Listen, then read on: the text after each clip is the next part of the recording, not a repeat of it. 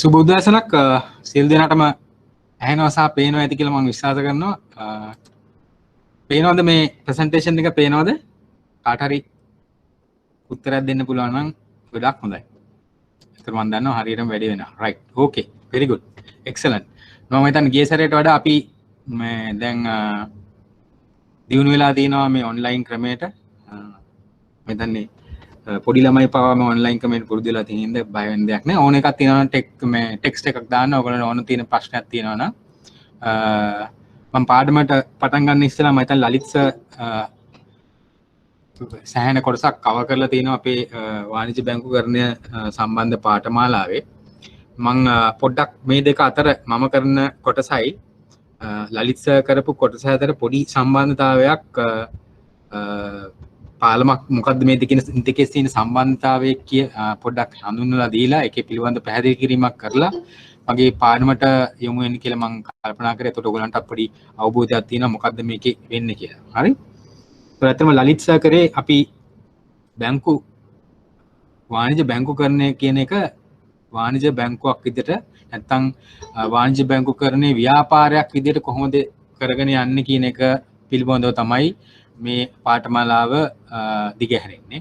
එතකොට මම ඇත්තටම මේ මම කරන කෑල්ල ඉස්සරම් කරන්න ඕන කෑල්ලක්. ඒ කියන්නේ බැංකු ව්‍යාපාරය කියන එක මොකද්ද? මොනවද ඒකේ පදනම මොකද්ද? මොනවද ඒකෙන් අපි සේවා සපයන සේවාවන් මොනවද? මොකද්ද ඒකේ තියෙන ව්‍යාපෘති ආකෘතිය මොනවද? මොන වගේ ක්‍රමවේදයන් හරහාද කන්දුණුකරුවන් හා සම්බන්ධ වෙන ඔය නැත්නම් ව්‍යාපාරය කරන ආකාරය ඔපරේෂනල් පැත්ත නැත්නම් මෙහෙයුම් පැත්ත තමයි නැත්නම් අපි ගත්තොත් එහෙම අලෙවිකරණය පැත්ත කොහොමද ගනුදෙනුකරුවොත් එක්ක සම්බන්ධ වෙන්නේ කියන කාරණය තමයි මගේ පැත්තෙන් කවර් කරගන්න අපි උත්සාහ කරන්නේ. මම ලලිත් සර් කරේ මේ බැංකු ව්‍යාපාරයක් විදිහට කොහොමද කළමනාකරණය කරන්නේ. හරි? මම හිතන්නේ ලලිත් සර් විශේෂයෙන්ම ඔයගලන්ට අවදානම් කළමනාකරණය ගැන සඳහන් කරන්න ඇති. ඉතින් බැංකුව කළමනාකරණය කරනවා කියන්නේ මේ ප්‍රධාන අවදානම් කළමනාකරණය කිරීම. හරි? ඒක ගැන ලොකු දීර්ඝ විදිහට අධ්‍යයනය කටයුතු කරන්න ඇති කියලා මම විශ්වාස කරනවා. විශේෂයෙන්ම ප්‍රධාන අවදානම් ගැන කතා කරනකොට කාට හරි උත්තරයක් දෙන්න පුළුවන් පොඩ්ඩක් මතක් කරගන්නත් එක්ක මොනවද බැංකුවක් වාණිජ්‍ය බැංකුවක් මුහුණ දෙන ප්‍රධාන අවදානම් 4 ටෙක්ස්ට් එකේ දාන්නකෝ. ටෙක්ස්ට් එකේ දාන්න මොනවද වාණිජ්‍ය බැංකුවක් මුහුණ දෙන ප්‍රධාන අවදානම් 4.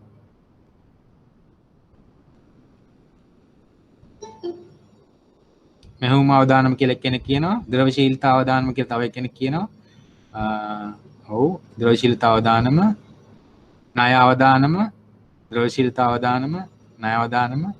තව එකක් කියවුන්නේ නැහැ තාම.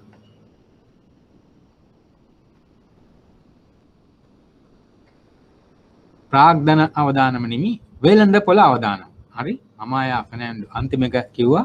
ඒතකොට ප්‍රධාන අවදානම් 4යි. ප්‍රධානම ඒ අවදානම් 4න් ප්‍රධානම එක තමයි ණය අවදානම්. අපි ගත්තොත් එimhe අපේ ව්‍යාපාරයේ බැංකු ව්‍යාපාරයේ වැඩි හරියක් ණය ලබා දීම තමයි සිදු වෙන්නේ. හරහා ණය අවදානමට තමයි අපි මුහුණ දෙන්නේ. ඊට අමතරව ඊට පස්සේ මම හිතන්නේ ද්‍රවශීලතා අවදානම තමත් බැංකුවකට බලපානවා. තිබුණොත් හොඳයි නැත්නම් බැංකුව සම්පූර්ණයෙන් බංකොලොත් වීමේ හැකියාවක් තියෙන ද්‍රවශීලතාවය කළමනාකරණය කරගත්තේ නැත්නම් ඊට පස්සේ වෙළඳ පොළ අවදානම මෙහෙයුම් අවදානම. ඔය මෙහෙයුම් අවදානම් 4 ඔස්සේ තමයි බැංකුවක් කළමනාකරණය කිරීම පදනම් වෙන්නේ. ඉතින් මම හිතන්නේ ලලිත් සර් ඒ කාරණය ගොඩාක් දුරට ඔයගලන්ට කවර් කරන්න ඇති. ඒ වගේම ඊට පස්සේ බාසල් 1 2 3 කොහොමද මේ අවදානම් කළමනාකරණයත් එක්ක බැංකු රෙගුලාසි ඔස්සේ ඒක අවදානම් කළමනාකරණයට කොහොමද නීති රාමුවක් ඔස්සේ ඒක කළමනාකරණය තවත් ශක්තිමත් කරපු ආකාරය ඒකෙන් සම්බන්ධ කරගන්න ඇති. ඊට අමතරව කළමනාකරණයට තවත් අපිට වැදගත් වෙනවා අපේ බැංකුවේ තියෙන ප්‍රධාන key performance indicators කියලා අපි KPIs targets අපි දෙන්නේ බැංකුවේ. හරි? ඒ කොහොමද මේ බැංකුවක් විදියට ණය කොහොමද වර්ධනය වෙනවද අක්‍රීය ණය තියෙනවද ප්‍රාග්ධන ප්‍රමාණය ඇතිද ද්‍රවශීලතා අනුපාතයන් කොහොමද බැංකුවේ හොඳ ට්‍රැක් එකක බැංකුවක යනවද කියන එක තමයි මම හිතන්නේ විශේෂයෙන්ම ලලිත් සර් සාකච්ඡා කරන්න නැත්තේ ඔක පුළුල් වශයෙන් right එතකොට මගේ පැත්තේ මම මොනවද මේ ලබන දැන් අනාගතයේදී සති කීපයක් කරන්න බලාපොරොත්තු වෙන්නේ කියලා පොඩි සාරාංශ ගත කරොත් එහෙම මගෙන් කව වෙන ඒරියා එක ප්‍රධාන වශයෙන්ම අද දිනේ අපි පටන් ගන්නවා බැංකු ක්‍රමයේ විකාශනය. කොහොමද ඉතිහාසය බැංකු ක්‍රමයක් විදියට පටන් ගත්තේ කොහොමද මේ බැංකු ක්‍රමය ලෝකයේ ඒ වගේම ලංකාවේ ඒක පිළිබඳව අපි රන් සම්මතය කියලා අපි කියනවා මුදල් නෝට්ටු වලට කොහොමද අපි මුල පිරුවේ. ඒක ප්‍රධාන වශයෙන්ම අපි සාකච්ඡා කරනවා. ඊට පස්සේ අපි මම ඉස්සෙල්ලා කිව්වා වගේ ප්‍රධානම කොටස තමයි අපි බැංකුවක මොනවද ලබා දෙන සේවාවන්. අපි මේ සේවාවන් කාණ්ඩ දෙකකට අපි වෙන් කර ගන්නවා. ප්‍රධාන වශයෙන්ම අපේ ප්‍රොඩක්ට්ස් ගත්තොත් එහෙම වගකීම් අපි ගත්තොත් එහෙම liabilities කියලා අපි කියනවා. බැංකුවේ liabilities කියලා අපි කියන්නේ ඉතුරුම්. හරි ඉතුරුම් ගිණුම් ජංගම ගිණුම් ස්ථිර තැන්පතු වගේ තැන්පතු හරහා බැංකුව යම් සේවාවන් රාශියක් සපයනවා right ඊට පස්සේ බැංකුවේ තව මොනවද අපිට ප්‍රොඩක්ට්ස් අපි ණය ප්‍රොඩක්ට්ස් ගැන කිව්වොත් එහෙම මොනවද ඔයගොල්ලෝ ප්‍රධාන වශයෙන්ම ඔයගොල්ලන්ගේ මතකයට එන ණය ප්‍රොඩක්ට්ස් මොනවද ටෙක්ස්ට් එකේ දාන්නකො ඉස්සෙල්ලා වගේම අපි මේ පිළිබඳ දීර්ඝව සාකච්ඡා කරනවා මොන වගේ ණය ප්‍රොඩක්ට්ස්ද ඔයගොල්ලන්ගේ දැනුමේ දැනට තියෙන බැංකුවකින් ලබා දෙන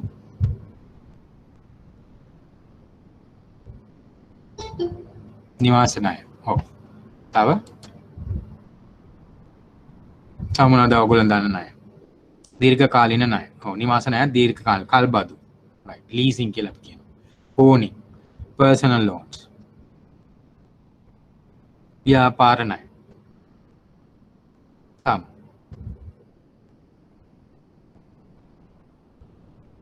වාහන වලට ණය දෙන්නේ අපි කල්බදු කියලා අපි කිව්වා credit cards very good vehicle loans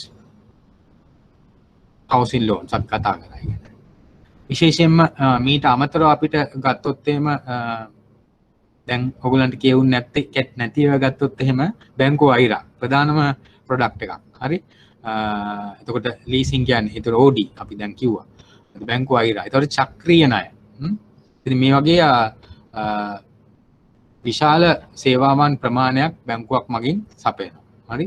එතකොට ඔය පිළිබඳව හැම ප්‍රොඩක්ට් එකකම මොනවද බැංකුවකට තියෙන වාසි මොනවද ගනුදෙනුකරුවන් එකකින් ලබා ගන්නා වාසි මොනවද මොන වගේ ගනුදෙනු කණ්ඩායමකටද මේවා ලබා දෙන්නේ මේ සේවාවන් ලබා දෙන්නේ මේ මාතෘකාව ඉතාමත් හොඳට අපි පදනම දැම්මට මම ඇත්තටම ඊළඟ අධීරයේ ඔයගලන්ගේ බැංකු ණය කළමනාකරණය පිළිබඳ තියෙන පාඨමාලාවේ ඇත්තටම ප්‍රශ්න පත්‍ර ඒ අගයීම් කටයුතු වල තෙදෙනවා අපි දැන් මේ ළඟදී ඒ අගයීම් කටයුතු ඉවර කරා විතරයි මම ඇත්තටම මෙතනදී අපි මේ ප්‍රොඩක්ට්ස් ගැන කරන සාකච්ඡාව දැන් මම අවුරුදු කිහිපයක ඉඳන් ඒ අගයීම් කටයුතු වල යෙදෙනවා ඒ ඔයගොල්ලන්ට මම ලබා දෙන දැනුම ඇත්තටම ප්‍රමාණවත් ඒ අධීරේ කියන්නේ ඊළඟ අධීරයේ තියෙන ඒ බැංකු ණය කළමනාකරණය පිළිබඳව ප්‍රශ්නට උත්තර දෙන්න. හරි. එතකොට ඒකට අපි ඊටමත් හොඳ අත්විවරමක් මේකෙදි දානවා. මෙතන අනිත් කාරණය මට කියන්න බැරුණේ මේකේ මේ සබ්ජෙක්ට් එකේ තියෙන වැදගත්කම ඊළඟ අධීරවල ගොඩාක් සබ්ජෙක්ට් වලට පාඨමාලාවල වලට මේ අපි මේ බැංකු වාණිජ බැංකුකරණය කියන්නේ ඇත්තටම වාණිජ බැංකුකරණයනේ කමර්ෂල් බැංකින් කියන්නේ. ඉතින් ඔක්කොම වාණිජ බැංකුවක වැඩ කරනවා නම් ඔක තමයි පදනම. හරි. ඒතර ඊළඟ අධ්‍යයනයේ ගොඩාක් විෂයන් වලට අපි මේ දාන පදනම ඊටමත් වැදගත් වෙනවා ඔයගලන්ට හොඳින් අධ්‍යයන කටයුතු කරගන්න. ඒ හින්දා මෙම සබ්ජෙක්ට් එක අර නිකන් අර ලිස්සලා ගිහිල්ලා පාස් වෙන්නේ නැතුව ඔයගලන්ට පුළුවන් නම් හොඳ ග්‍රේඩ් එකකට යන්න මම හිතන්නේ ඒක ගොඩාක් ඔයගලන්ට ඉවහල් වෙනවා ඊළඟ සබ්ජෙක්ට් වල ගොඩාක් පහසුවෙන් සමත් වෙන්න. මගේ අනිත් එක ක්‍රමවේදය ගැනත් මම පොඩ්ඩක් හඳුන්වලා දෙන්න කැමතියි මම කොහොමද මේ අපේ පාඨමාලාව ඉදිරියට කරගෙන යන්නේ කියලා. හැම සාකච්ඡාවකදීම ඒ සාකච්ඡාවකට අදාළ පසුගිය ප්‍රශ්න පත්‍ර වල ප්‍රශ්න එකක් හෝ දෙකක් අපිට වේලාව තියෙන විදිහට සාකච්ඡා කිරීමට බලාපොරොත්තු වෙනවා. එතකොට ඔයගලන්ට මේ පාඩමත් එක්කම ප්‍රධාන ප්‍රශ්නයක් හෝ දෙකක් ඔයගලන්ට ඒකට සාකච්ඡාවත් එක්කම අපි අවසන් කරනවා. එතකොට ඔයගලන්ට ලේසි විභාගේ ලං වෙනකොට මම හිතන්නේ ජූනි මාසෙද කොහෙද විභාගය පැවැත්වීමටත් බැංකු කළමනාකරණ ආයතනය අපි ආයතනය කටයුතු සූදානම් කරලා තියෙනවා. ඉතින් එතකොට ඔයගලන් අවසාන අධීරයට එනකොට ඔයගලන් විභාග ප්‍රශ්න පත්‍ර වලටත් පහසුවෙන් උත්තර දීලා කොහොමද ඒකේ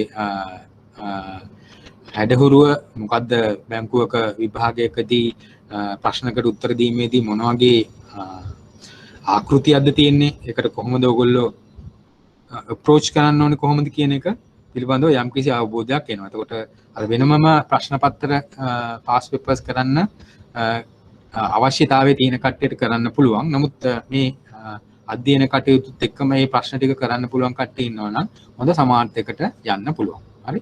ඒ පිළිබඳවත් පොඩ්ඩක් මම පොඩි මතක් කිරීමක් කරන්න උත්සාහ කරනවා. හරි. එතකොට අපි දැන් බැංකුවක ප්‍රධාන වශයෙන් ලබා දෙන සේවාවන් සම්බන්ධයෙන් අපි කතා කරා. එතකොට liabilities ඒ වගේම ණය පහසුකම් සම්බන්ධයෙන් සාකච්ඡා කරමු. right. පොඩි මොහොතක් දෙන්න මගේ presentation එක පොඩ්ඩක් අපිට ලබා ගැනීමට චූටි කාලයක් අවශ්‍ය වෙනවා.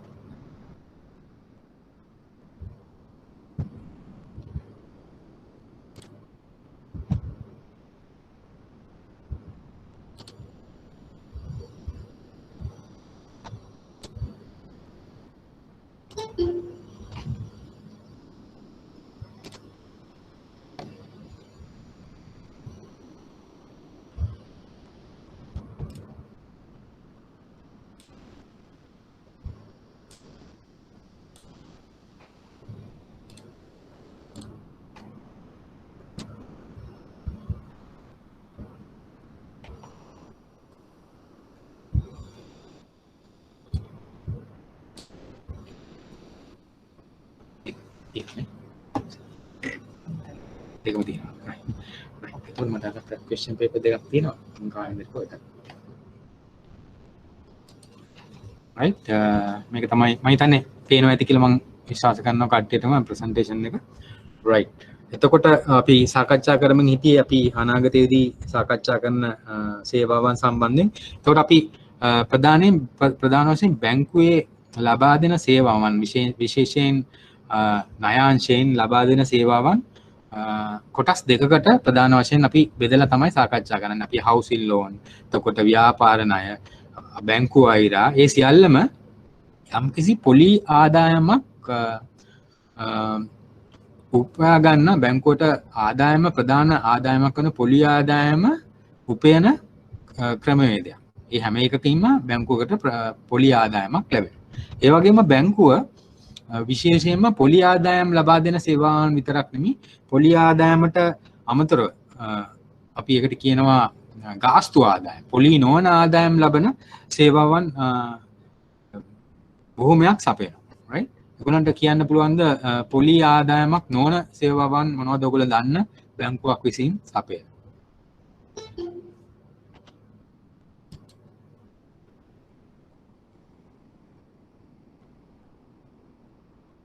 ටෙක්ස්ට් එකේ දන්න කට්ටිය පොලි ආදායමක් නොවන ගාස්තු ආදායම් ලබා දෙන බැංකු සේවාවන් මොනවද? කීපයක් එකක් දෙකක් අපි දීර්ඝවකින් සාකච්ඡා කරනවා. ඔයගොල්ලන්ට දන්නවනම් right. බැංකු අපකර කියලා අපි කියනවා bank guarantees. ඒක අපිට කමිෂන් ආදායමක් ලබා දෙන සේවාවක්. ඊට පස්සේ අපි ඔයගොල්ලන්ගේ ලියකියවිලි රත්තරන් බඩු වගේ දේවල් අපිට පුළුවන් පහසුවෙන් සුරක්ෂිතව තබා ගන්න සුරක්ෂිතාගාර නැත්නම් අපි සේෆ්ටි ලොකර්ස් කියලා කියනවා. හරි. ඒ පිළිබඳවත් අපිට සාකච්ඡා කරන්න පුළුවන්. ඔව්. මුදල් හුවමාරු වෙනත් money exchange. හරි. ඒ වගේම එක ගෙනුමකින් තව ගෙනුමකට ගෙනුම් මාරු කර යන බැංකු සේවාවන් ගොඩාක් තියෙනවා. ඒ වගේම ණයවර ලිපි අන්තර්ජාතික වෙළඳාම් පිළිබඳව අපි සාකච්ඡා කරනවා. ණයවර ලිපි පිළිබඳවත් අපි letter of credit අන්තර්ජාතික වෙළඳාමේදී ආනයනකරුවෙක් ආපනයනකරුට ලබා දෙන අනිවාර්යයෙන්ම තමන්ගේ ගෙවීම ලබා දෙනවා කියන එක අපනයනකරුට බැංකුවක් හරහා ලබා දෙන ලිඛිත ප්‍රතිඥාවක් තමයි අපි ණයවර ලිපිය කියන්නේ. ණයවර ලිපිය වලටත් අපි ලබා දීමේදී අපි ගාස්තු ආදායමක් ලබා ගන්නවා. ඊට අමතරව විශාල වශයෙන් ඔයගොල්ලන් ගන්න ඉදිකිරීම් ක්ෂේත්‍රයේදී ඔයගොල්ලන් ගොඩක් මහා මාර්ග, එක්ස්ප්‍රස්, හයිවේස්, ඔයගේ නැත්තම් ලොකු බිල්ඩින් ඔයගොල්ලන්ගේ ඔය කොළඹ පැත්තේ යනකොට හයි රයිස් බිල්ඩින්ග්ස් තියෙනවා. ලොකු ඉහළ ඇපාර්ට්මන්ට්ස්. ඒ සියලුම කන්ස්ට්‍රක්ෂන් නැත්නම් රජයේ විශාල ව්‍යාපෘති ඒ සියල්ලම විශාල මහ පරිමාණයේ ව්‍යාපෘති ඒ පිළිබඳව ගනුදෙනුවක් කිරීමේදී නැත්නම් ඒ පිළිබඳව ව්‍යාපෘතියක් කිරීමේදී බැංකුත් එක්ක වශයෙන් අපි ලන්සු බැඳුම් කරයක් කියලා අපි සාකච්ඡා කරනවා. ඒ වගේම කාර්ය සාධන බැඳුම් කර, අත්තිකාරම් බැඳුම් කර මේ වගේ එකත් ගොඩාක් වෙලාවට අපි ඉස්සරහන් කතා කරපු අර බැංකු ඇප කරවලට ගොඩාක් සමානයි. මේ බැඳුම් කරත් එක්කත් අපිට ලොකු කොමිස් ආදායමක් ලබා දෙනවා. හරි. ඊට අමතරව අපි ඉස්සරහන් කතා කරපු බැංකු ෆන්ඩ් ට්‍රාන්ස්ෆර්ස් ඒ වගේම ෆොරින් එක්ස්චේන්ජ් වගේ සේවාවනුත් ලබා දෙනවා. එතකොට මේ මම දැන් අපි සාකච්ඡා කරේ මොහොතකට ප්‍රථමයෙන් මේ හැම එකේම ගාස්තු ආදායමක් තමයි ලබා දෙන්නේ. අපි ගත්තොත් එහෙම නූතන බැංකුකරණය සහ අපි නැත්නම් සාම්ප්‍රදායික බැංකුකරණය අපි ගත්තොත් එහෙම ඒකේ ප්‍රධානම වෙනසක් තියෙනවා. එතකොට අපිට කාට හරි කියන්න පුළුවන් නූතන බැංකුකරණයේ සාම්ප්‍රදායික බැංකුකරණයේ ඇති කාට හරි හිතලා කියන්න පුළුවන් මොකක් වෙන්න පුළුවන්ද ප්‍රධානම වෙනස්කම්?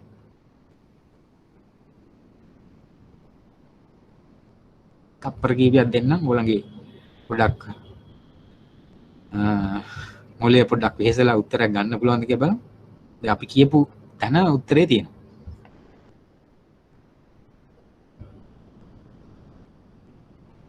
right.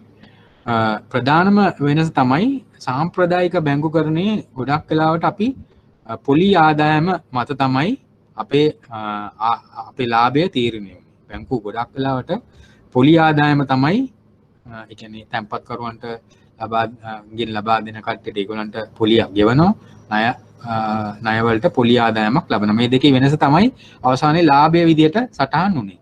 නමුත් තරඟකාරීත්වයත් එක්ක ගොඩක් වෙලාවට මේ පොලි ආදායම සීමා සහිත කාරණයක් බවට පත් වෙනවා. මොකද හැම බැංකුවක්ම තැන්පතු වලට වැඩි පොලියක් දීලා ඒ වගේම ණය පාසුකම් වලට අඩු පොලියක් ලබා දීලා ඒ තුලින් තරංකාරීත්වය මත මේ පොලි ආදායම ශුද්ධ පොලි ආදායම තුනී කරගත්තා. හරි. එතකොට ඒගොල්ලන්ට බැංකු වලට ලාභය ලබා ගන්න පුළුවන් එකම ක්‍රමය තමයි අපි ඉස්සන් සාකච්ඡා කරපු ගාස්තු ආදායම. හරි. ඔයගොල්ලෝ බැංකුවක දැන් මම හිතන්නේ වාර්ෂික වාර්තා නිකුත් වෙලා තියෙනවා. ඔයගොල්ලන්ට මම හිතන්නේ ප්‍රථම වශයෙන් මේ වෙලාව මේ අපිත් එක්ක සම්බන්ධ වෙන මම හිතන්නේ උපසස් පෙළ කරපු කට්ටියත් ඇති, බැංකුවල වැඩ කරන කට්ටියත් ඇති. බැංකුවල වැඩ කරන කට්ටියක් නම් ඒගොල්ලන්ගේ වාර්ෂික වාර්තාව පිළිබඳව යම්කිසි අවබෝධයක් තියෙනවා. ඇනුවල් රිපෝට් කියලා අපි කියන්නේ. ඇනුවල් රිපෝට් එක බැලුවොත් එහෙම ඔයගොල්ලන්ට පුළුවන් ශුද්ධ පොලි ආදායමයි ගාස්තු ආදායමයි අතර කොහොමද බැංකුවේ තීරණය වෙන්නේ කියලා. අපි ගත්තොත් එහෙම ඇත්තටම වර්තමානයේ මේ ගාස්තු ආදායම නැත්තම් බැංකුවක් ලාභ ඉපීමේ අවස්ථාව ඉතාමත් අඩුයි. හරි. මේ අපි ගත්තොත් එහෙම ලොකු ප්‍රමාණයක් මේ ගාස්තු ආදායම හරහා බැංකුව ලාභ ලබා ගැනීමට ඒක තීරණාත්මක සාධකයක් වෙනවා. right. ඉතින් මේක සාම්ප්‍රදායික සහ නූතන බැංකුකරණයේ වෙනස මොනවද කියලා අහුවොත් මේ ගාස්තු පදනම් වෙන ඒ බැංකුකරණය පිළිබඳව තමයි ඔයගලන්ට සාකච්ඡා කරන්න වෙන්නේ. ඊට පස්සේ අපි තවත් අංශයක් සාකච්ඡා කරනවා අන්තර් බැංකු ගනුදෙනු. අන්තර් බැංකු ගනුදෙනු සම්බන්ධයෙන් අන්තර් බැංකු වෙළඳපොළ. හරි. අපි අනිවාර්යයෙන්ම අපි තැන්පත්කරුවන්ගෙන් මුදල් වලින් තමයි ණය ලබා දෙන්නේ. මම හිතන්නේ ලලිත් සර්ත් එක්කත් ඔයගොල්ලෝ ඉගෙන ගන්න නැති මේක සම්බන්ධයෙන් හදිසි අවස්ථාවකදී බැංකු වලට මේ මුදල් ප්‍රමාණය ද්‍රව්‍යශීලතාවය පවත්වාගෙන යාමට යම් අවහිරතාවයක් තියෙනවා නම් ද්‍රව්‍යශීලතාවය පවත්වා ගන්න මේ අන්තර් බැංකු වෙළඳපොලෙන් මුදල් ලබා ගැනීම හැකියාවක් තියෙනවා. නමුත් ඒක ටිකක් පිරිවැය වැඩි ක්‍රමවේදයක්. ඒ වගේම අපි අර අවදානම් ගැන බලනකොට හැමතිස්සෙම මේ අන්තර් බැංකු වෙළඳපොළට ගිහිල්ලා මුදල් ලබා ගන්නවා නම් යම් බැංකුවක් ඒ කියන්නේ යම් ද්‍රව්‍යශීලතාවය කළමනාකර ගැනීමේ යම් ගැටලුකාරී තත්ත්වයක් ඒ තුළින් පිළිබිඹු කරනවා. ඉතින් ඒ පිළිබඳවත් ඒක බැංකුවට එච්චර හොඳ නැහැ. ඒ කියන්නේ තැන්පතු වෙනත් ක්‍රමවේදයන් තියෙන්න ඕනේ හදිස්සියේ ගිහිල්ලා අන්තර් බැංකු වෙළඳපොලෙන් මුදල් ලබා ගන්නවට වඩා. ඒතකොට අපි සාමාන්‍ය බැංකු එදිනදා බැංකු ගන්නේදී පොඩි උදාහරණයක් ගත්තොත් එහෙම ඒක සමාන වෙනවා. අර බැංකු වල වැඩ කරන කට්ටියට මම මේ කියන එක ගොඩාක් තේරෙයි. අර හැමතිස්සෙම TOD එකක් අරන් එන්න මේ චෙක් එකක් අරන් මැනේජර් ගාවට ගිහිල්ලා මේ පොඩ්ඩක් පාස් කරලා දෙන්න පුළුවන්ද කියලා අහන්නේ. අන්න ඒ වගේ තත්යකටපත් වෙනවා. එතකොට ඒතර යාගේ තියෙන අර අනාගතයේ ව්‍යාපාරයේ දිගකාලීනව කරගැනීමේ හැකියාව පිළිබඳව යම්කිසි සැක සංකාවක් ඇතුව තමයි එතකොට බලන්න මේ හැම වෙලාවෙම සල්ලි නැතුව එයාගේ සල්ලි නැතුව සල්ලි එකතු කරගන්න නැතුව එයාගේ මුදල් ප්‍රවාහය කළමනා කරගන්න නැතුව බැංකුවෙන් TOD එල්ලන පුද්ගලයෙක් බවට පත් වෙනවා. අපි හැමතිස්සෙම අන්තර් බැංකු වෙළඳපොළට යන්න ගියොත් අපි මේ පිළිබඳවත් සාකච්ඡා කරනවා. ඊට පස්සේ ගොඩාක් වෙලාවට අපි ඊළඟ පාඩම විදියට අපි සාකච්ඡා කරනවා විදේශ විනිමය ගිණුම් සම්බන්ධයෙන්. හරි. විදේශ විනිමය ගිණුම් සම්බන්ධයෙන් 2017 දී ගැසට් එකක් 12 වෙනි 2017 අංක 12 දරන පනතකින් නව විදේශ විනිමය ගිණුමක් පනතක් සම්මත වුණා. නමුත් ඒක පසුගිය දවස් කීපේ ගිය සතිය ඇතුළත නැවතත් ගැසට් එකක් නිකුත් කරා. ඒ පිළිබඳව නැවත නිර්දේශයන් ඉදිරිපත් කිරීම. ඒ හින්දා දැන් අපි 2017-12 කියන ඒ විදේශ විනිමය ගිණුම දැන් මටත් ටිකක් වැඩක් වැඩි වෙනවා. ඒ කියන්නේ දැන් ආපහු ඒ මගේ තියෙන ඒ අපි සූදානම් කරගෙන හිටිය පාඩම චුට්ටක් විදියට අප්ඩේට් කරගන්න වෙනවා ඒ අලුත් පනතට අනුව. හරි. ඒත් අපි එහිදී අපි ඉගෙන ගන්නවා විදේශ විනිමය මොනවද ගිණුම් කියලා. ඕගොල්ලන් ඉස්සලම් කාර්යය අම්මල තාත්තලා කියන්නේ NRFC, RFC වගේ ගිණුම් අහලා තියෙන. ඒවා වර්තමානයේ 2017ෙම ඒවා ඒක එම ටර්මිනොලොජි එක නැත්නම් ඒ භාවිතය NRFC, RFC කියන ඒවා භාවිතයෙන් ඉවත් වුණා. ඒ වෙනුවට personal foreign currency account නැත්නම් පුද්ගලික විදේශ විනිමය ගිණුම්, ව්‍යාපාර විදේශ විනිමය ගිණුම් වගේ අලුත් නාමකරණයකුත් ඇතුව තමයි ආවේ. මම මේක කියාගෙන යන්නේ ඔයගලන්ට අපි මේක දීර්ඝව සාකච්ඡා කරනවා. ඔත ඔයගලන්ට පොඩ්ඩක් පොඩි සූදානමක් මොනවද එන්න තියෙන්නේ ඉස්සරහට එන්නේ coming soon වගේ තමයි. ඒ වගේ ඉස්සරහට එන්නේ මොනවද තියෙන්නේ කියලා වල පිළිබඳව පොඩි අවබෝධයක් දෙන්න තමයි අපි ඒකෙදි සාකච්ඡා කරන්නේ. ඒතර විදේශ විනිමය ගිණුම්, ඒ වගේම අපි සාකච්ඡා කරනවා remittances. හරි. විදේශ විනිමය ප්‍රේෂණයන්. හරි. පිට රටින් අපි වැඩ කරන අපේ මැද පෙරදිග වෙන්න පුළුවන්, යුරෝපය වෙන්න පුළුවන්, ඕස්ට්‍රේලියාව වෙන්න පුළුවන්, කොරියාව, දකුණු කොරියාව වෙන්න පුළුවන්. මේගොල්ලෝ උපයන මුදල් ලංකාවට එවනවා. ඒතකොට මේ විදේශ විනිමය ප්‍රේෂණයන් ඒ පිළිබඳව අපි කොහොමද ඒක ක්‍රමවේදය මොකක්ද කියන එක අපි සාකච්ඡා කරනවා. ඊළඟට අපි ප්‍රධාන වශයෙන්ම සාකච්ඡා කරන්නේ බැංකු ව්‍යාපාරයක ආකෘතිය. අපි ඒකට කියනවා ඉංග්‍රීසියෙන් banking business model. ඒතර ඒ හරහා අපි ගොඩක් වෙලාවට මම කියවන මම ප්‍රධාන වශයෙන් සාකච්ඡා කරන්නේ මේ බැංකුවේ ව්‍යාපාරයට අදාළ කාරණාවන් සම්බන්ධයෙන් කියලා. මෙහෙම වගේම ව්‍යාපාරික කාරණා තමයි මම ඔයගලන්ට උගන්වන්න පැහැදිලා ඉන්නේ ඉස්සරහට. ඇති. ඒතකොට මේ ව්‍යාපාරයක් විදිහට අපි කරනවා නම් ඕනෑම ව්‍යාපාරයක් අපිට හැකියාවක් තියෙන්න ඕනේ කොහොමද මොන ක්‍රමවේදයන් හරහාද අපි ගනුදෙනුකරුවන් මේ වාණිජ්‍ය බැංකුවකට ආකර්ෂණය කරගන්නේ කියලා. ඒත් මොනවද ක්‍රමවේදයන් මොනවද මේ වාණිජ්‍ය බැංකු ගනුදෙනුකරුවන් ආකර්ෂණය කරගන්නේ කියන එක සාකච්ඡා කරනකොට අපි ප්‍රධාන වශයෙන්ම අපිට ඉන්නවා අපේ ගනුදෙනුකාර කණ්ඩායම මොනවද කියලා කාට හරි අපිට පොඩි උත්තරයක් දෙන්න පුළුවන්. මොනවද බැංකුවක ඉන්න ප්‍රධාන ගනුදෙනුකාර කණ්ඩායම් මොනවද? ඔයගොල්ලෝ දන්න? බැංකුවත් එක්ක ශාඛාවල ගනුදෙනු කරන කණ්ඩායම් ඔයගොල්ලන් එක්ක එදිනෙදා හම්බෙන ගනුදෙනුකාර කණ්ඩායම් වලට මොනවද අපි භාවිතා කරන අපි සාමාන්‍යයෙන් භාවිතා කරන්නේ මොකක්ද? නම් යොදාන භාවිතය මොකක්ද? ඒ බැංකුකරණය. අපි ඒගොල්ලන්ට කියනවා සිල්ලර බැංකුකරණය. ඒ කියන්නේ ශාඛාවලට එන්නේ සිල්ලර බැංකුකරණයට අදාළ කණ්ඩායම්. right? එතකොට අපි ඒකෙම අනිත් පැත්ත විශාල පරිමාණයේ බැංකුකරණය කරන කාණ්ඩයට මොකද්ද කියන්නේ? අපි කණ්ඩායමට කියනවා හෝල්සේල් බැංකින් කියලා. අරකට කියනවා රීටේල් බැංකින්.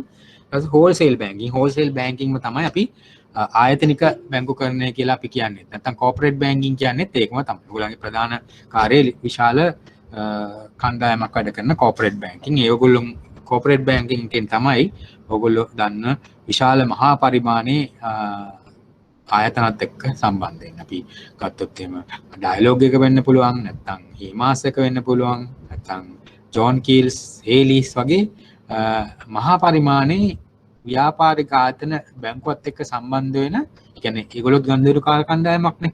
ඒ කණ්ඩායම සම්බන්ධ වෙන්නේ මේ කෝපරේට් බැංකින් නැත්නම් ආයතනික බැංකුකරණයත් එක්ක. ඒතකොට සිල්ලර බැංකුකරණය අපිට එදිනෙදා හම්බෙන නිවාස ණයක් ගන්න එන ගනුදෙනුකරුවා, නැත්නම් අපිට තැන්පතුවක් දාන්න එන ගනුදෙනුකරුවන්, නැත්නම් ජංගම ගිණුමක් ආරම්භ කරන ගනුදෙනුකරුවා, මේ සියල්ලම වැටෙන්නේ විශේෂයෙන්ම සිල්ලර බැංකුකරණය. ඊට තවත් කාණ්ඩයක් ඉන්න ඔයගොල්ලෝ අපි දැක්කොත් නගරාසන්නව ගොඩක් වෙලාවට විශාල වශයෙන් පැය 24ම වැඩ කරන ඉතාමත් පාරිභෝගික සේවය උපරිම මට්ටමින් ලබා දෙන අර ප්‍රභූ පැලැන්ති නැත්නම් හයි නෙට්වර්ක් කස්ටමර්ස්ලට සර්විස් එක ලබා දෙන තවත් ඒ කියන්නේ ඒ ගනුදෙනුකාර කණ්ඩායමත් එක්ක සාමාන්‍ය ගනුදෙනුකරුවන් නෙමෙයි ඉතාමත් ධනවත් ඉතාමත් ඒගොල්ලෝ බලාපොරොත්තු වෙන්නේ අපේ සේවාවයි. කල ඉක්මනින් සුවදශීලී කාර්යක්ෂම සේවාවක්. ඉතින් අපි සිල්ලර ශාඛාවකින් ලබා දෙන සේවාවෙන් සමානලට පොලිමේ ඉන්න ඕනේ. ඒ වගේ කාරණා තියෙනවා. ඒ වලට අරගොල්ලෝ එච්චර කැමති නැහැ. ඉතින් ඒගොල්ලන්ට අපි ලබා දෙන විශේෂ සේවාවන් අංශයක් තියෙනවා. එක බැංකුවල මේක අපි විවිධ නම් වලින් මේක හඳුන්වනවා. ඔයගොල්ලන්ට කියන්න පුළුවන් අපි කමන්නේ ඒක එක බැංකුවල භාවිතා කරන නම හරි කමන්නේ මොන වගේ කාණ්ඩයක්ද මේකට අපි නම්ද මේවට භාවිතා කරන්නේ. වෙළඳ පොලේ තියෙන නම හරි කමන්නේ. ප්‍රභූ කාණ්ඩයත් එක්ක එකතු වෙන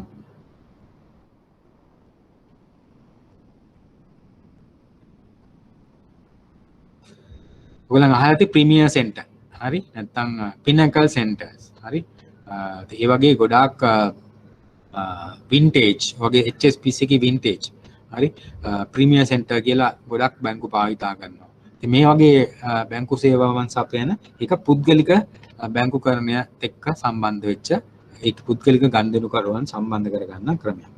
ඒ වගේම අපි ගත්තොත් එම තවත් ගනුදෙනුකාර කණ්ඩායම තමයි අපි ඉස්සෙල්ලා අපි සාකච්ඡා කරපුවා අර මුදල් ගෙවීම් පියවීම් සම්බන්ධයෙන්ම කටයුතු කරන ගනුදෙනු බැංකු ක්‍රමය භාවිතා කරන කාණ්ඩයක් ඉන්නවා. හරි. එතකොට මුදල් හුවමාරු කරගන්න වෙන්න පුළුවන්. ඒක නැත්තම් ඒගොල්ලන්ගේ තියෙන වත්කම් වලට ආයෝජනයන් වෙල්ත් මැනේජ්මන්ට් වෙන්න පුළුවන්. නැත්තම් ඒගොල්ලන්ගේ විශේෂයෙන්ම මුදල් ප්‍රවාහය කළමනාකරණය කරන ක්‍රමවේදයක් වෙන්න පුළුවන්. අන්න ඒ වගේ ගනුදෙනු පදනම් කරගත්ත තව ගනුදෙනුකාර කණ්ඩායමකුත් ඉන්නවා. ඒගොල්ලන්ට උවමනා කරන්නේ ඒගොල්ලන්ගේ ඒ ගනුදෙනු වලට පහසුව සැලසීම. හරි. ඒ වගේම තවත් කාණ්ඩයක් තමයි ඔයගොල්ලන්ට හඳුනා ගන්න පුළුවන් විදේශ විනිමය ලංකාව ගත්තොත් එහෙම අපි foreign direct investment ඍජු විදේශ විනිමය ආයෝජන ඉතාමත් වැදගත්. හරි. අපේ දැන් වර්තමාන තත්ත්වය ගත්තොත් එහෙම විදේශ විනිමය ගොඩක් ලංකාව රුපියල අවප්‍රමාණය වීමටත් ප්‍රධානම හේතුව අපිට නැත්තම් අපි ආනයන සීමාවක් කිරීමටත් ප්‍රධානම හේතුව අපිට ලංකාව රටක් විදියට ඍජු විදේශ විනිමය ආකර්ෂණය කර ගැනීමේ යම් කිසි ගැටලුකාරී තත්ත්වයක් තියෙනවා. නමුත් අපි ගාවති අපි ඒ ගනුදෙනු කණ්ඩායමත් එක්ක සම්බන්ධ වෙලා ඉන්නවා. ඒ ව්‍යාපාරය තියෙනවා. නමුත් ඒකේ යම් කිසි ගැටලුකාරී තත්ත්වයක් තියෙනවා. ඒකත් එක හේතුවක් අපිට අපේ විදේශ විනිමය අපේ රුපියල අප්‍රමාණ වීම මේ පිළිබඳවත් අපි ඉදිරියේදී සාකච්ඡා කරනවා. ඉතින් ඒකෙදී අපි ගොඩක් වෙලාවට මේ ඍජු විදේශ විනිමය බැංකුවකට ආකර්ෂණය කර ගැනීමට අපේ බැංකුවල වෙනමම ඒකකයන් තියෙනවා. ඒවා අපි සාකච්ඡා කරන්නේ අක්වෙරළ බැංකුකරණය සම්බන්ධයෙන් නැත්නම් ඕෆ්ෂෝර් බැංකින්. ඒවා ගොඩක් වෙලාවට අපි සාකච්ඡා කරන්නේ විනාඩියක් දෙන්න අපි තවත් පොඩි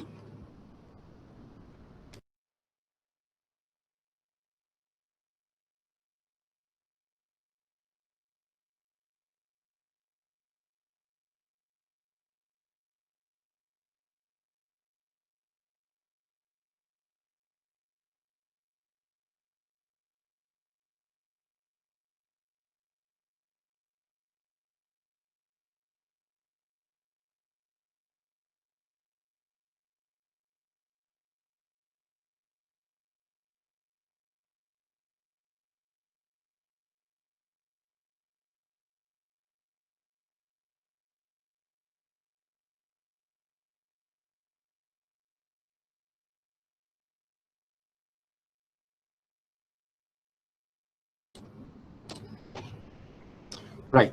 එතකොට අපි සාකච්ඡා කරේ අක්වෙරළ බැංකුකරණය නැත්නම් ඔෆ්ෂෝර් බැංකින්. එතකොට ඒ හරහා තමයි සියලුම ඍජු විදේශ විනිමය බැංකුව වෙත ආකර්ෂණය කරගැනීමේ ඒ ගනුදෙනුකාරකම් විශේෂයෙන්ම මේ ගනුදෙනුකරුවන් ඉන්නේ BOI ආයතන විදිහට තමයි ක්‍රියාත්මක වෙන්නේ. නැත්නම් අපි ගත්තොත් එම් බෝඩ් ඔෆ් ඉන්වෙස්ට්මන්ට් නේද? අපි ඒකට කියනවා ආයෝජන මණ්ඩලයේ අනිවාර්යයෙන්ම ලියාපදිංචි සමාගම්. ඒගොල්ලන්ට විශේෂ සේවාවක් සපයන මේ මහා පරිමාණ ව්‍යාපාර විදේශ විනිමය ඍජු විදේශ විනිමය ආකර්ෂණය කරන පුළුවන් හැකියාවක් තියෙන ගනුදෙනුකරුවන්. ඉතින් මේ ව්‍යාපාර එක්ක ගනුදෙනු කරන්න පුළුවන් වෙනමම ඒකකයක් අපේ ඩොමෙස්ටික් ෆොරින් කරන්සි යුනිට් නැත්නම් අපි කියනවා ඒ වගේම foreign currency business unit domestic foreign currency business unit කියලා අපේ ප්‍රධාන කාර්යාලවල මේ අක්වෙරළ බැංකුකරණයත් එක්ක සම්බන්ධ වෙච්ච වෙනමම ඒකකයන් තියෙනවා. එතකොට ඒ කණ්ඩායමත් එක්ක අපි සම්බන්ධ වෙන වෙනත් ව්‍යාපාරික අංශයක්. ඒ වගේම අපි තවත් ගත්තොත් එහෙම බැංකුවක ව්‍යාපාරික ආකෘතිය පිළිබඳව සාකච්ඡා කරනකොට අපි ජගත් බැංකුකරණය නැත්නම් විශ්වීය බැංකුකරණය කියලත් අපි යම් සාකච්ඡාවක් කරනවා ඒ සම්බන්ධයෙන්. ඔයගොල්ලෝ ගත්තොත් එහෙම සමහර බැංකුවල වාණිජ්‍ය බැංකුකරණයට අමතරව ඒගොල්ලන්ගේ සමූහ ව්‍යාපාර තියෙනවා. සමූහ ව්‍යාපාර කියන්නේ වාණිජ්‍ය බැංකුව කියන්නේ යම් ව්‍යාපාරික සමාගමක්. ඒ සමූහ ව්‍යාපාරයට අදාළ වෙනත් ව්‍යාපාර තියෙනවා. එතකොට සමූහ ව්‍යාපාරයක් විදිහට තමයි එම ආයතනය බැංකුව සහ සමූහයක් විදිහට ක්‍රියාත්මක. අපි උදාහරණයක් විදිහට ගත්තොත් එහෙම HNB බැංකුව ලංකාවේ ඒගොල්ලන්ගේ සාමාන්‍ය අපි වාණිජ්‍ය බැංකුවක් විදිහට ක්‍රියාත්මක වෙනවා වගේ මේගොල්ලන්ගේ ඒගොල්ලන්ගේ සමූහ ව්‍යාපාරයේ තියෙන HNB assurance කියලා නේ. ඒතර ඒකේ ප්‍රධාන වශයෙන්ම කරන්නේ ඉන්ෂුරන්ස් වලට අදාළ නැත්නම් රක්ෂණ ජීවිත රක්ෂණය වෙන්න පුළුවන් වෙනත් බැංකුකරණයට අදාළ වෙනත් රක්ෂණ ක්‍රමයක් වෙන්න පුළුවන්. මේ සියලුම රක්ෂණ ක්‍රමයන් හරහා ඒගොල්ලන්ගේ සමූහ ව්‍යාපාරයේ එම ව්‍යාපාරය තියෙන්න පුළුවන්. ඒ වගේම ආයෝජන බැංකුකරණයත් ගොඩක් සමූහ ව්‍යාපාරවල ආයෝජන බැංකුකරණයත් වෙනත්ම ව්‍යාපාරයක් විදිහට ක්‍රියාත්මක වෙනවා. හරි. එතකොට ආයෝජන බැංකුකරණයේදී තමයි right. අපි දැන් සාකච්ඡා කරමින් හිටියේ ජගත් බැංකුකරණයේ ඒ කියන්නේ සමූහ ව්‍යාපාරයක් විදිහට කොහොමද බැංකුවක් වාණිජ්‍ය බැංකුකරණයත් එක්ක තව අත්වල බැඳ ගන්නා වෙනත් ව්‍යාපාරික අවස්ථාවන් පිළිබඳව තමයි සාකච්ඡා කරේ. ඒකේ වාසි සහ අවාසිත් ගොඩක් කලාවට තියෙනවා. ඒ වගේම තවත් බැංකුකරණ ක්‍රමවේදයන් කීපයක්ම තියෙනවා. අපි ඉස්ලාමීය බැංකුකරණය කියන්නේ ඉස්ලාමීය බැංකුකරණයේ වෙනමම ආකෘතියක් කරහා ඒගොල්ලන්ගේ ඉස්ලාමීය මූලධර්ම වලට ශරියා මූලධර්ම වලට අදාළව කරන ව්‍යාපාරික පදනමකුත් තියෙනවා. හරි. එතකොට ත්‍රේ ගනුදෙනුකාරු කණ්ඩායම ඒ මූලධර්ම වලට අදාළව අපි බැංකුවක් ක්‍රියාත්මක නොවොත් ඒ ගනුදෙනුකාර කණ්ඩායම අපිට සම්බන්ධ කරගැනීමේ හැකියාවක් නැති වෙනවා. ඒතර අපි ව්‍යාපාරයක් විදිහට කරනවා නම් මේ ගනුදෙනුකාර කණ්ඩායම් හැම එකක්ම සම්බන්ධ කරගැනීමේ අපිට හැකියාවක් තියෙනවා. ඒතර අපි ව්‍යාපාර ආකෘතිය ගැන අපි සාකච්ඡා කරොත් එහෙම මේ කාණ්ඩ කීපෙම අපිට එකතු කරගැනීමේ හැකියාවක් තියෙන්න ඕනේ. ඊළඟට අපි සාකච්ඡා කරන්නේ විශේෂයෙන්ම කොහොමද අපේ බැංකුවත් එක්ක මේ අපි ගනුදෙනුකරුවන් මොන කණ්ඩෙද කියලා අපි සාකච්ඡා කරන්නේ. එතකොට ව්‍යාපාරයක් කරනකොට ගනුදෙනුකරුවන් වගේම මේ ගනුදෙනුකරුවන් එක්ක අපි සම්බන්ධ වෙන ක්‍රමවේදය මොකක්ද කියන එකත් ඉතාමත් වැදගත්. හරි. එතකොට බැංකුවක් ගත්තොත් එimhe මේක අපි සාකච්ඡා කරන අලෙවි කරන විදි. හරි. සමහර ගොඩක් වෙලාවට අපි ඔයගොල්ලෝ සාමාන්‍ය අලෙවි කරන්නේදී ඩිරෙක්ට් මාකටිං කියලා කියනවා. ගනුදෙනුකරුවයි කෙලින්ම සැපයුම්කරුවයි එකට හම්බ වෙනවා. Direct marketing. එතකොට ඒක ශාඛාවේදී වෙන්නේ අන්න ඒ වගේ දෙයක්. අපි ගනුදෙනුකරුවයි බැංකුවයි එකට සම්බන්ධ වෙනවා. එතකොට ඩිරෙක්ට් මාකටිං වෙන අවස්ථාවන් තියෙනවා. ශාඛා සේවා මධ්‍යස්ථාන හරහා ඒ වගේ ක්‍රියාවලියක් තමයි අපි එතකොට ගනුදෙනුකරුවත් එක්ක බැංකුව සම්බන්ධ වෙන එක ක්‍රමවේදය. තව ඕගලන්ට දන්නවා ATM හරහා ස්වයංක්‍රීය ටෙලරයන්ට හරහා ගනුදෙනුකරුවන්ට තමන්ගේ ගනුදෙනු කිරී ගැනීමේ හැකියාවක් තියෙනවා. ඒ වගේම තවත් දියුණු වෙලා තියෙනවා අන්තර්ජාල බැංකුකරණය. මම හිතන්නේ කොවිඩ් උවදුරත් එක්ක මේ අන්තර්ජාලයත් එක්ක ගනුදෙනු කරන්නේ කොහොමද කියන එකට ගොඩක් රටවල ගෙවීම් පියවීම් ක්‍රම අන්තර්ජාලය හරහා සිදු කිරීම තුලින් ඒ වගේම හෝම් ඩිලිවරි සර්විසස් එයින් ක්‍රෙඩිට් කාඩ් හරහා තමන්ගේ ගනුදෙනු කිරීම හරහා මේ තත්ත්වය ගොඩාක් දියුණු වෙලා තියෙනවා. ඉතින් මේ ඩිජිටල් බැංකුකරණය අද වාණිජ්‍ය බැංකුකරණය ඉදාට වඩා මම හිතන්නේ සාම්ප්‍රදායික බැංකුකරණය ඔබට ගිහිල්ලා මේ ඩිජිටල් බැංකුකරණය පැත්තට තල්ලු වෙමින් ඉන්නවා. ඉතින් මෙතන කොවිඩ් එක ගොඩාක් වේගවත් කරා. දැන් බැංකු මේ ඩිජිටල් බැංකුකරණයත් එක්ක ඉදිරියට යන ක්‍රමවේදය තමයි මම හිතන්නේ ප්‍රමුඛතාවය දීලා සාකච්ඡා කරන්නේ. තව අවුරුද්දක් දෙකක් යනකොට මේක තමයි මම හිතන්නේ ප්‍රධානම වාණිජ්‍ය බැංකුකරණයේ විශාල ඇත්තටම පදාසයක් ඇත්තටම ප්‍රමාණයක් ආවරණය කරන්න අපිට සිදුවේ ඩිජිටල් බැංකුකරණය පිළිබඳව සාකච්ඡා කිරීම තුලින්. හරි කොහොමද ෆින්ටෙක් කියලා අපි බැංකුකරණයයි තාක්ෂණයයි තොරතුරු තාක්ෂණ එකතු වෙච්ච බැංකුකරණ සේවා ගනුදෙනුකරුවන් ඉතාමත් පහසුවෙන් ලබා දීමේ ක්‍රමවේදයන් රොබෝ ක්‍රමවේදයන් හරහා ගනුදෙනුකරුවන්ට දැනුත් ඔයගලන්ට ඉන්ටර්නෙට් බැංකින් වලට ගියොත් එහෙම මොනවද තියෙන ගැටලු කියලා රොබෝ කෙනෙක් හරහා තමන්ගේ ස්ටෑන්ඩඩ් බැංකුකරුවෙක් ගනුදෙනුකරුවෙක්ට තියෙන ප්‍රශ්න වලට විසඳුම් ලබා දීමේ ක්‍රමවේදයක් දැනටමත් ක්‍රියාත්මක වෙනවා. මම හිතන්නේ මේක ඉදිරියට තව තවත් ඉතාමත් වේගයෙන් දියුණු වෙන ක්‍රමවේදයක් බවට පරිවර්තනය වෙමින් පවතිනවා. එතකොට ඩිජිටල් බැංකුකරණය හරහා දත්ත පදනම් කරගත්ත අපි ගත්තොත් එහෙම දැන් ණය ලබා දෙන එක ගොඩාක් වෙලාවට අපි ණය ක්‍රෙඩිට් ඉවැලුවේෂන් එකක් කියලා අපි කරනවා. දත්ත පදනම් වෙලා ගොඩක් වෙලාවට ඩොකියුමන්ට්ස් මත තමයි අපි ණය පිළිබඳ තීරණය ගන්න. ඒවත් ගොඩක් වෙලාවට දත්ත මතම පදනම් වෙච්ච ක්‍රමවේදයක් බවට අනාගතයේදී පවතිනවා. මේකට අපිට data driven method එකක්. අපි analytics ඒකට data scientistලා. ඉතින් මොන ඔය වගේ ක්‍රමවේදයකින් හරහා තමයි බැංකුව ගොඩක් වෙලාවට සම්බන්ධ වෙන්නේ. එතකොට ඊටමත් බැංකුවයි ගනුදෙනුකරුවෝ අතර භෞතික සම්බන්ධතාවයේ අවශ්‍යතාවය අවම මට්ටමකට මේ ඩිජිටල් බැංකුකරණය හරහා පවත්වනවා. එතකොට ගනුදෙනුකරුවට ඒ හරහා පහසුවක් ලැබෙනවා. කාලය නිදන් කරන්න වෙන්නේ ගනුදෙනුවක් සහ බැංකු සේවාවක් ලබා දීම සම්බන්ධයි. તો ඕක තමයි ප්‍රධාන වශයෙන්ම මම මේ ලබන සති කීපෙම ආවරණය කරන්න අපි බලාපොරොත්තු වෙන කාරණය. මට දැන් බැංකු අපේ ආයතනයෙන් නිලධාරී මහත්මයෙක් ඇවිල්ලා කිව්වා අපි ඉක්මනින් මේ සිලබස් එක කව කරන්න කටයුතු සූදානම් කරලා තියෙන හින්දා එන සිකුරාදා මට පාඩමක් ගන්න කියලා. හරි. එතකොට අනිවාර්යයෙන්ම ඔයගොල්ලෝ ලින්ක් එක ඔයගලන්ට එවයි. පොඩ්ඩක් සිකුරාදා දවස පොඩ්ඩක් ඔයගලන් රිසර්ව් කරලා තියාගන්න. වාණිජ්‍ය බැංකුකරණේ අපිට යම් බොහෝ වෙලාවට පාඩමක් කරන්න වෙයි. හරි. එතකොට ඒ පිළිබඳවත් පොඩ්ඩක් මතක තියාගන්න. මට ඒ පණිවිඩයත් ඔයගලන්ට ලබා දෙන්න කියලා කිව්වා. ඒක ඕක තමයි අපි ප්‍රධාන වශයෙන්ම සාකච්ඡා කරන්න උත්සාහ කරන්නේ. ඉතින් අපි අද ඒකත් එක්කම අපි අද අපේ ප්‍රධාන වශයෙන් මම ආවරණය කරන්න ආපු පාඩමට අපි දැන් යමු. හරි. එතකොට බැංකු ක්‍රමයේ විකාශනය මම මේකෙදි අපි ඉතිහාසය සම්බන්ධයෙන් බැංකු ක්‍රමය කොහොමද අද තියෙන මම අවසානයේට කතා කරපු ඩිජිටල් තාක්ෂණය දක්වා කොහොමද දියුණු වුනේ කියන එක පිළිබඳව යම් අවබෝධයක් සාරාංශගතව කොහොමද මේ ආවේ කියන එක තමයි අපි සාකච්ඡා කරන්නේ. මේ රන් සම්මතය කියන එක මම හිතන්නේ ඒකේ කඩේමක්. ඒ පිළිබඳව අපි යම් විවරණයක් කරනවා. ඊපස්සේ මහා බැංකුවේ මොනවද තියෙන අධීක්ෂණ කාර්යයක් කටයුතු මොනවද? ඊපස්සේ වාණිජ්‍ය බැංකුවක් කියන්නේ මොකක්ද? වාණිජ්‍ය බැංකුවක ප්‍රධාන කාර්යභාරයන් මොනවද? බැංකුවල වාණිජ්‍ය බැංකුවක තියෙන ප්‍රධාන අරමුණු සහ අභියෝගයන් පිළිබඳව තමයි අද අපේ ප්‍රධාන පාඨමාලා අපේ සාකච්ඡාව ගොඩක් වෙලාවට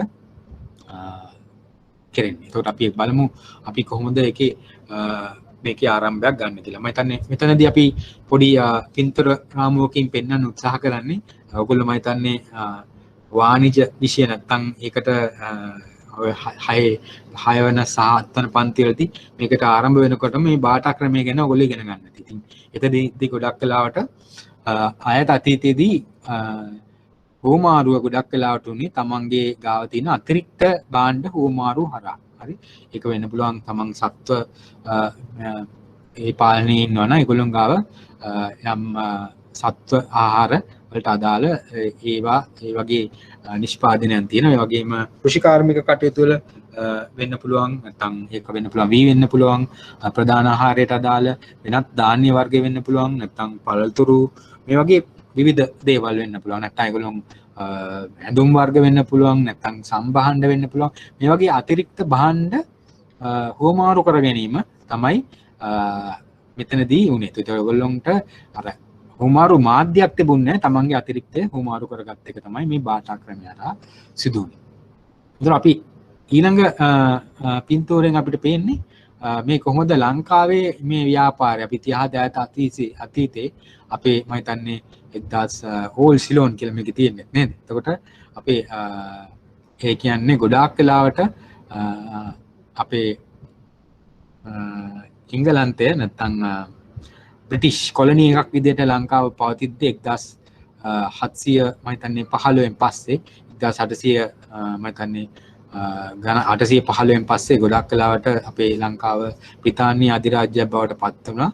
ඒතර ඒකත් හරහා ඒ කාලය ඇතුළතත් අපේ ගොඩක් වෙලාවට මේ අන්තර්ජාතික වෙළඳාම ඊට කලිනුත් සිදු වුණා. හරි. එතකොට රාජකාලී නම් අපි ගත්තොත් එහෙම අනුරාධපුර ඔය ඉතිහාස කතා කියන ඓතිහාසික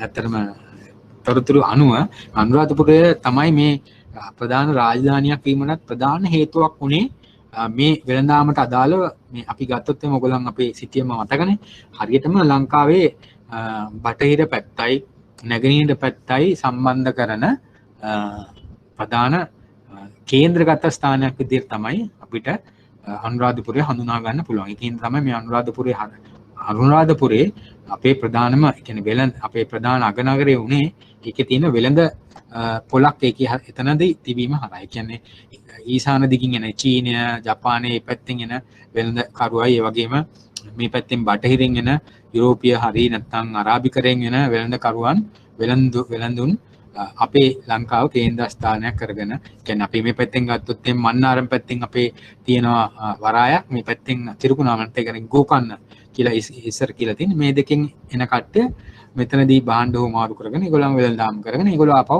ඒගොල්ලන්ගේ රටවල් වලට යනවා. ඉතින් මේක මේ වෙළඳ මධ්‍යස්ථානයක් වීම තමයි ඒක. මොකද එතනනේ එතකොට ධනය කැරකෙන්නේ. එතකොට එතන තමයි මම හිතන්නේ අග නගරය නැත්නම් රාජධානිය අපි කියන රාජධානිය පවත්වා ගැනීමටත් ඒ කාලේ කටයුතු යොදලා තියෙනවා. ඉතින් අපි අද දැන් වර්තමාන ඊයේ මම හිතන්නේ ඔයගලන්ට නිවුස් වලින් ඇහෙන්නේ නැති කොහොමද සුවස් අපේ සුවස් ඇලහරහා තමයි ගොඩක් වෙලාවට ඔයගොල්ලෝ දන්නවා ලංකාව වටා යන නැව් භාණ්ඩ ප්‍රවාහන නැව් සුවස් ඇලහරහා තමයි අරාබිකරයට සහ යුරෝපයට භාණ්ඩ ගෙනයන්නේ. ඊජිප්තු හරහා ඇත්තටම නයිල් ගඟත් එක්කම සම්බන්ධ වෙන මේ සුවසල කපලා තියෙන්නේ ඒ හරහා භාණ්ඩ හුවමාරු කරන්න. ඒ කියන්නේ අපි සේදමාවත හරහා යන්න ගිහිල්ලා මෙතන ඊජිප්තු හරහා යන මේ සුවස් මේකේ ලොකු නැවක් අවහිර වෙලා තියෙනවා කියලා දැන් ලොකු මම හිතන්නේ කොවිඩ් වගේම ලොකු කතාවක් යනවා. මේ හරහා මම හිතන්නේ අන්තර්ජාතික වෙළඳාමට ලංකාවටත් බලපෑමක් වෙන්න පුළුවන් කියලා මම හිතන්නේ අද නිවේදනයක් නිකුත් කරලා තියෙනවා අපේ වරාය ඒ සභාපතිතුමා. ඒ කියන්නේ මෙන්න මේක තමයි මේ ඒ කාලේ නම් මේ භාණ්ඩ හුවමාරු සේවයේ අන්තර්ජාතික වෙළඳාමදී එක එක රටවල් වලට බලපාන ආකාරය මම පැහැදිලි කරේ ඉස්සරම් කොහොමද මේ භාණ්ඩ හුවමාරුව ලංකාවේ සිදු වුණේ කියලා. මම හිතන්නේ ඒ පිළිබඳවත් අපිට යම් අවබෝධයක් තිබීම මම හිතන්නේ අන්තර්ජාතික වෙළඳාම අපි අනාගතයේදී සාකච්ඡා කරන මේ පිළිබඳව දල අදහසක් තිබීමත් වැදගත්. හරි අපි ඉස්සරම් කිව්වා මේ රන් කරුවා සහ රන් සම්මතය පිළිබඳව යම් කිසි සාකච්ඡාවක් කරනවා කියලා. අපි මේකට මුල පිරුවේ අර බාටා ක්‍රමය හරහා ඔයගලන්ට අපි බාටා ක්‍රමයේදී අතිරික්ත භාණ්ඩ හුවමාරුව තමයි ඒදී සාකච්ඡාවට ලං වෙන්නේ. එතකොට ඒක ඒ අවස්ථාවේදී අපිට ඇත්තටම වටිනාකමට හුවමාරු මාධ්‍යයක් තිබුණේ නැහැ. දැන් තියෙන මුදල් නෝට්ටු වගේ හුවමාරු මාධ්‍යයක් තිබුණේ නැහැ. ඒ අර බාටා ක්‍රමය අර තව චුට්ටක් ඉස්සරහට යනකොට ඒක මේ හුවමාරු මාධ්‍යයක් විදියට රත්තරන් රිදී වගේ වටිනා ලෝහ ඉදිරියට එන්න පටන් ගත්තා. හරි. එතකොට මේ රත්තරන් වගේ තියෙන කට්ටියකට ලෝහ තියෙන කට්ටියකට ඒගොල්ලන්ට මේ වගේ වටිනාකමක් තියෙන කට්ටියකට පුළුවන් වුණා ඒගොල්ලන්ට අවශ්‍ය කරන දේපල අත්පත් කරගන්න. එතකොට තමන් ගාව රත්තරන් තියෙනවා නම් තමන්ට පුළුවන් මේ පළාතේ යම්කිසි ඉඩම් ප්‍රමාණයක් ගන්න ඕන නම් ඒක ඒ අයිති එක්කිනාට ලබා දීලා ඒකේ අයිතිය පවරා ගන්න. ඒ වගේම හරක බානටත් එහෙම වෙන්න පුළුවන්. මොකද සත්ත්ව පාලනය නැත්තම් වෙනත් කුෂිකාර්ම කටයුතු ඒ වගේ සිදු වෙනකොට ගොඩක් වෙලාවට හුවමාරු මාධ්‍යයක් විදියට භාවිතා කරේ මේ රත්තරන්. ඉතින් ඒ හරහා කාසි රත්තරන් කාසි නිෂ්පාදනය ඒ කාසි වලට රත්තරන් කාසි වල හුවමාරු මාධ්‍යයක් ලෙස භාවිතා කිරීමත් ආරම්භ වුණා. එතකොට මෙතන ගොඩක් වෙලාවට රන් කරුවන් ගාව තමයි මේ රත්තරන් හුවමාරුවට අධිකාරී බලයක් ඇති වෙලා තිබුණේ. හරි. එතකොට මෙහිදී ගොඩක් වෙලාවට මේ රත්තරන් කාසි මෙතන මොකද ඒගොල්ලෝනේ රත්තරන් වැඩ කරන්නේ. හරි. රන් කරුවන් ගාවනේ රත්තරන් තිබුණාට ඒ කාසි නිෂ්පාදනය කිරීම හැකියාව තියෙන ඒ තාක්ෂණය තියෙන්නේ ඒගොල්ලෝ ගාවනේ. ඒගොල්ලෝ ගොඩක් වෙලාවට රත්තරන් එකතු කරගෙන මේ කාසි ලබා දීලා කාසි වලට ඒගොල්ලන් ගාව ඒ තියෙන කාසි ලබා දීමෙන් කාසි ලබා දීමට ගන්නු කරුවන් ප්‍රමාණයක් ඒගොල්ලන් ගාවට මේ එන්න පුරුදු වෙලා හිටියා. ඒ කාසි ගන්න ඒගොල්ලෝ ඒ කණ්ඩායම් වෙනවා. එතකොට ඒගොල්ලන්ට උමනා කරන වටිනාකම වෙනත් ආකාරයකින් ලබා දීමේ හැකියාවක් තියෙනවා. එතකොට මේක දැනගත්තා මේ රන්කරුවෝ මේ එතකොට මේ කාසි ලබා දෙනකොට ඒක හුවමාරු මාධ්‍යයක් වෙතට ඒගොල්ලන්ට යම්කිසි වෙනත් භාණ්ඩයක් ලැබුණා. හරි. එතකොට මේක දැනගත්තා මේ රන්කරුවන් මේක ව්‍යාපාරයක් විදිහට කොහොමද කරගන්න කියන එක ඒගොල්ලොන් සාකච්ඡාවකට භාජනය වෙන්නේ නැති ඒ කාලේ. එතකොට අපි ගත්තොත් එහෙම රන්කරුව ගාවත් තියෙන රත්තරන් ප්‍රමාණය සීමිතයිනේ. එතකොට එයා බැලුවා දැන් මේක අපි දැන් ඔයගොල්ලෝ සම්පූර්ණයෙන්ම පාඩම භාගයක් කරලා ඇති හින්දා මට සම්බන්ධ කරන්න පුළුවන් අපේ වර්තමාන බැංකුකරණයට සම්බන්ධ. හරි. එතකොට අපි ගත්තොත් එහෙම දැන් මේක අපි ඉස්සෙල්ලාම බැංකුවේ තියෙන සල්ලි ණය ලබා දීම තමයි අපි මේ විදියට තමයි අපිට අර රන් කාසි දීම අපිට සම්බන්ධ කරන්න පුළුවන්. ඒතර අපි දැන් රන් කරුවා ගාව එච්චරම ලොකු රත්තරන් ප්‍රමාණයක් නැහැ. එයා බැලුවා කවුද තව රත්තරන් තියෙන කට්ටිය කවුද Tamanට රත්තරන් මේ ලබා දෙන්න. එතකොට ඒ රත්තරන් අරගෙන යාට පුළුවන් වෙනත් කට්ටියකට ඒ අවශ්‍ය කරන රත්තරන් ප්‍රමාණය ලබා දෙන්න. හරි. එතකොට ඒ අවස්ථාවේදී එයා දැනගත්තා තව රත්තරන් තියෙන කට්ටිය ඉන්නවා. ඒගොල්ලන් ඒක ආයෝජනයක් විදියට Tamanට රත්තරන් රන්කරුවට ලබා දීලා යම්කිසි පොලියට අදාළ යම්කිසි වැඩිපුර රත්තරන් එක නැවත ලබා ගැනීමේ අපේක්ෂාවෙන් යම් කාණ්ඩයක් හිටියා. මේ කරන්නේ තැම්පත් කරුවන් වගේ තමයි. ඒගොල්ලෝ වැඩිපුර මුදල් තියෙන කට්ටිය අපි බැංකුවට ඇවිල්ලා තැම්පත් කරනවා වගේ තමයි. ඒතකොට රන්කරුවා එතකොට මොකද්ද කරේ අර වැඩිපුර තියෙන කට්ටියකින් රත්තරන් අරගෙන මෙන්න මේ දකුණු පැත්තේ අපේ රූපසටහනේ තියෙන කුයිතාංශයක් දුන්නා. හරි. එතකොට ඒකේ තියෙනවා කොච්චරක් රත්තරන් එයාගෙන් ලබා ගත්තද? කවද්ද කාගෙන්ද ලබා ගත්තේ? එතකොට ඒකට අදාළ යම්කිසි අංක තියෙනවා. ඒ වගේම දින වකවානු ලැබලා තියෙනවා. ඒතර මේක අර රත්තරන් බැංකුවට ලබා දීපු එක්කෙනාට ලබා දුන්නා මේ කුයිතාංශය. ඊට පස්සේ මේ කුයිතාංශය දැන් අනිවාර්යයෙන්ම මේ කුයිතාංශය ආපහු රන්කරුවාට දුන්නා නම් රන්කරුවා එයාට අදාළ රත්තරන් ඒ ගනුදෙනුකරුට අදාගේ අයිතිය තියෙන ගනුදෙනුකරුට ඒ රත්තරන් ලබා දීමට බැඳිලා තියෙනවා. අද ඒ තැන්පත් කරුවා වගේ තමයි. තැන්පත් කරන මුදල තමන් ඉල්ලපු ආකාරයට බැංකුව සමත් වෙන්න ඕන බැංකුව ඒ මුදල් ලබා දෙන්න. නැත්නම් අපි ඒකට කියන ද්‍රවශීලතා අර්බුදයක් එනවා කියලා. එම්බෙන් බැරි වුණා. ඒ වගේ තමයි මේ අවස්ථාවේදී මේ කුයිතාංශය භාවිතා කරේ.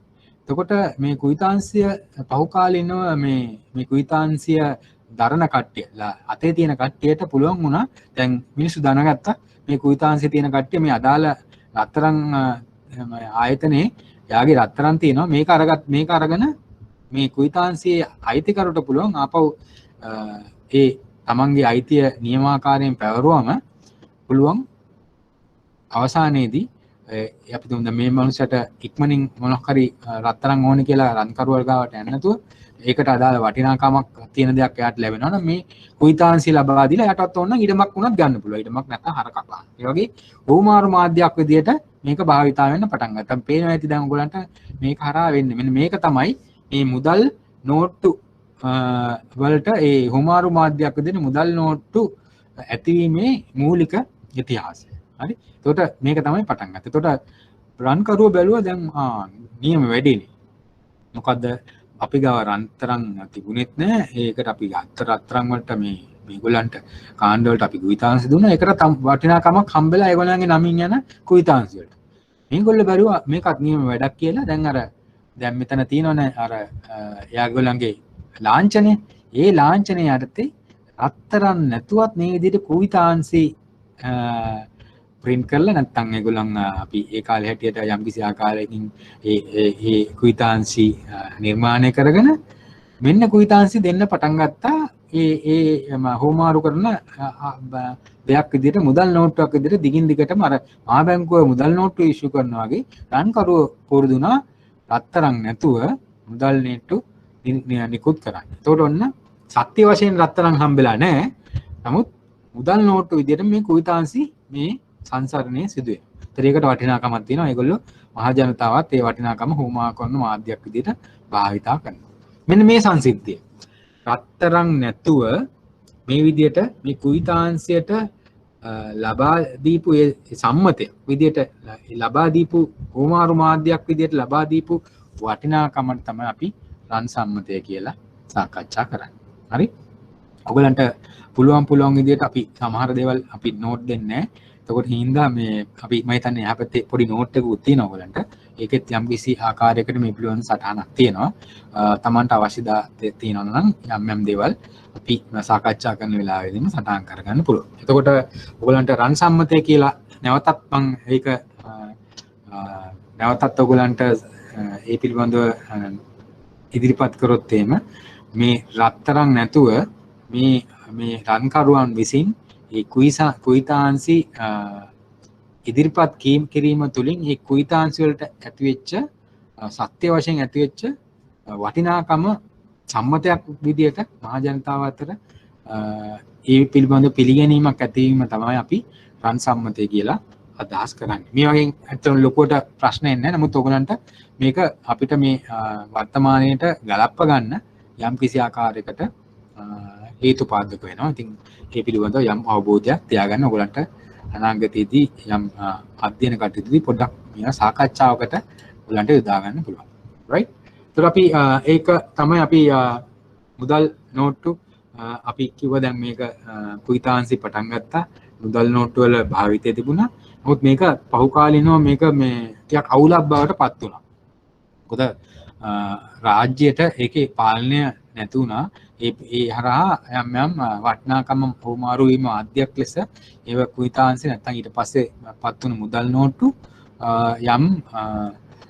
යම් අර්බුදකාරී තත්ත්වයන් ඇති කරා. ඒකට විසඳුමක් ලෙස තමයි මේ ශ්‍රී ලංකා ලෝකයට මේ මහා බැංකු සංකල්පය බිහි වෙන්නේ. එතකොට මහා බැංකුවට තමයි ඒ හරහා නීති රාමුව තුළ ඒ රටේ නීති රාමුව තුළ මුදල් නෝට්ටු වල අච්චු ගැසීමේ සහ ඒකේ අධිකාරී බලය එතකොට රජය නියෝජනය කිරීමෙන් විශේෂයෙන්ම ස්වාධීන ආයතනයක් ලෙස මහා බැංකුවට ඒ පිළිබඳව කාර්යභාරය පැවරෙන්න පටන් ගත්තා. හරි. ඒත් ඒ හරහා තමයි මම හිතන්නේ ඔයගලන්ට අපිට පුළුවන් වෙන්නේ මේ මහා බැංකුව ගොඩක් වෙලාවට බැංකු පාලනය කරන බැංකුවක් විදිහට. හරි. මහා බැංකුව කියන්නේ ඒගොල්ලෝ ගාව මුදල් ගනුදෙනු කිරීමක් සිදු වෙන්නේ නැහැ. ඔයගලන්ට කියලා තැන්පතු කරන්න බෑ. නමුත් මහා බැංකුව කියලා අපි දාලා තියෙන්නේ. ඒක තමයි වාණිජ්‍ය බැංකු සහ සියලුම බැංකු ඒ වගේම පල්ලෙහාම පේන විශේෂිත බැංකු ශ්‍රී ලංකා මහා බැංකුවේ ලියාපදිංචි මූල්‍ය සමාගම් සියල්ලම තමන්ගේ නියාමනයට යටත් කරලා රටේ තියෙන ආර්ථික ස්ථාවරතාවය පවත්වා ගැනීමට විශාල කාර්යභාරයක් මේ මහා බැංකුවෙන් සිදු වෙනවා. හරි. ඒක තමයි ප්‍රධානම කාර්යභාරයන්. අපි ගත්තොත් ශ්‍රී ලංකාවේ මහා බැංකුවේ තියෙන අනුමත වාණිජ්‍ය බැංකු ඔයගලන්ට කීයක් තියෙනවද කියලා කියන්න පුළුවන්ද? ලංකාවේ දැන්ට වාණිජ්‍ය බැංකු කීයක් තියෙනවද? කාට හරි කියන්න පුළුවන්ද?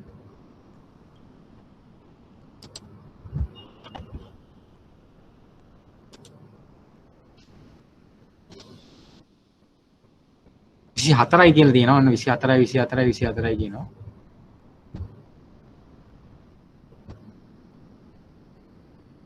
නෑ 24 නෙමෙයි හරිම උත්තරේ 26යි. හරි 26යි ඔව් සිතුමිනී කිව්වා 26යි කියලා. 26 වෙන්නේ අතරම චීන වාණිජ්‍ය බැංකුවක් එකතු වෙන අවසාන වශයෙන් එකත් එක තමයි වාණිජ්‍ය බැංකුව 26ක් වෙන්නේ. එතකොට ඔයගලන්ට ප්‍රධාන වශයෙන්ම ඔයගොල්ලෝ දන්න බැංකුව තමයි ලංකා බැංකුව, මහජන බැංකුව, කමර්ෂල් බැංකුව, HNB බැංකුව, සම්පත් බැංකුව. ඒ ප්‍රධාන තලයේ සම්පත් බැංකුව ප්‍රධාන තලයේ ඉන්න වාණිජ්‍ය බැංකුව. ඊළඟ අදියර අපි ගත්තොත් එහෙම ඔයගොල්ලෝ දන්නවා මොනවද වාණිජ්‍ය බැංකුව කියලා. ඊළඟ තලයේ ඉන්නවා අපි ගත්තොත් සේලාන් බැංකුව, NDB බැංකුව, DFCC බැංකුව, NTB බැංකුව ඊළඟ දෙවන අදියරේ බැංකුව විදිහට අපිට සලකන්න පුළුවන්. ඊට පස්සේ ඊළඟ අදියරේ තමයි ඔය පෑන් ඒෂියා බැංකුව, යූනියන් බැංකුව, කාර්ගිල් බැංකුව වගේ වෙනත් බැංකුත් ඒ වගේම විදේශීය වාණිජ්‍ය බැංකුත් තියෙනවා. ඔයගොල්ලෝ දන්නවනේ HSBC බැංකුව, ස්ටෑන්ඩඩ් චාර්ටර්ඩ් බැංකුව වගේ ඉන්දියන් ඕවර්සීස් බැංකුව, ඉන්දියානු මුස්ලිම් කමර්ෂල් බැංකුව ඒ වගේ වෙනත් රටවල ලංකාවේ ශාඛාවන් පවත්වාගෙන යන වාණිජ්‍ය බැංකුත් තියෙනවා. ඒ ඔක්කොම සැලකුවම තමයි අපිට මේ වාණිජ්‍ය බැංකු 26ක් තියෙනවා කියන එක අපිට නිගමනයකට එන්න පුළුවන්. එතකොට විශේෂිත බැංකු කියන්නේ මොනවද? විශේෂිත බැංකු විදිහට ඔයගොල්ලෝ හඳුනා ගන්න බැංකු මොනවද? මොනවද විශේෂිත බැංකු? එකක් දෙකක් කියන්න බෑ.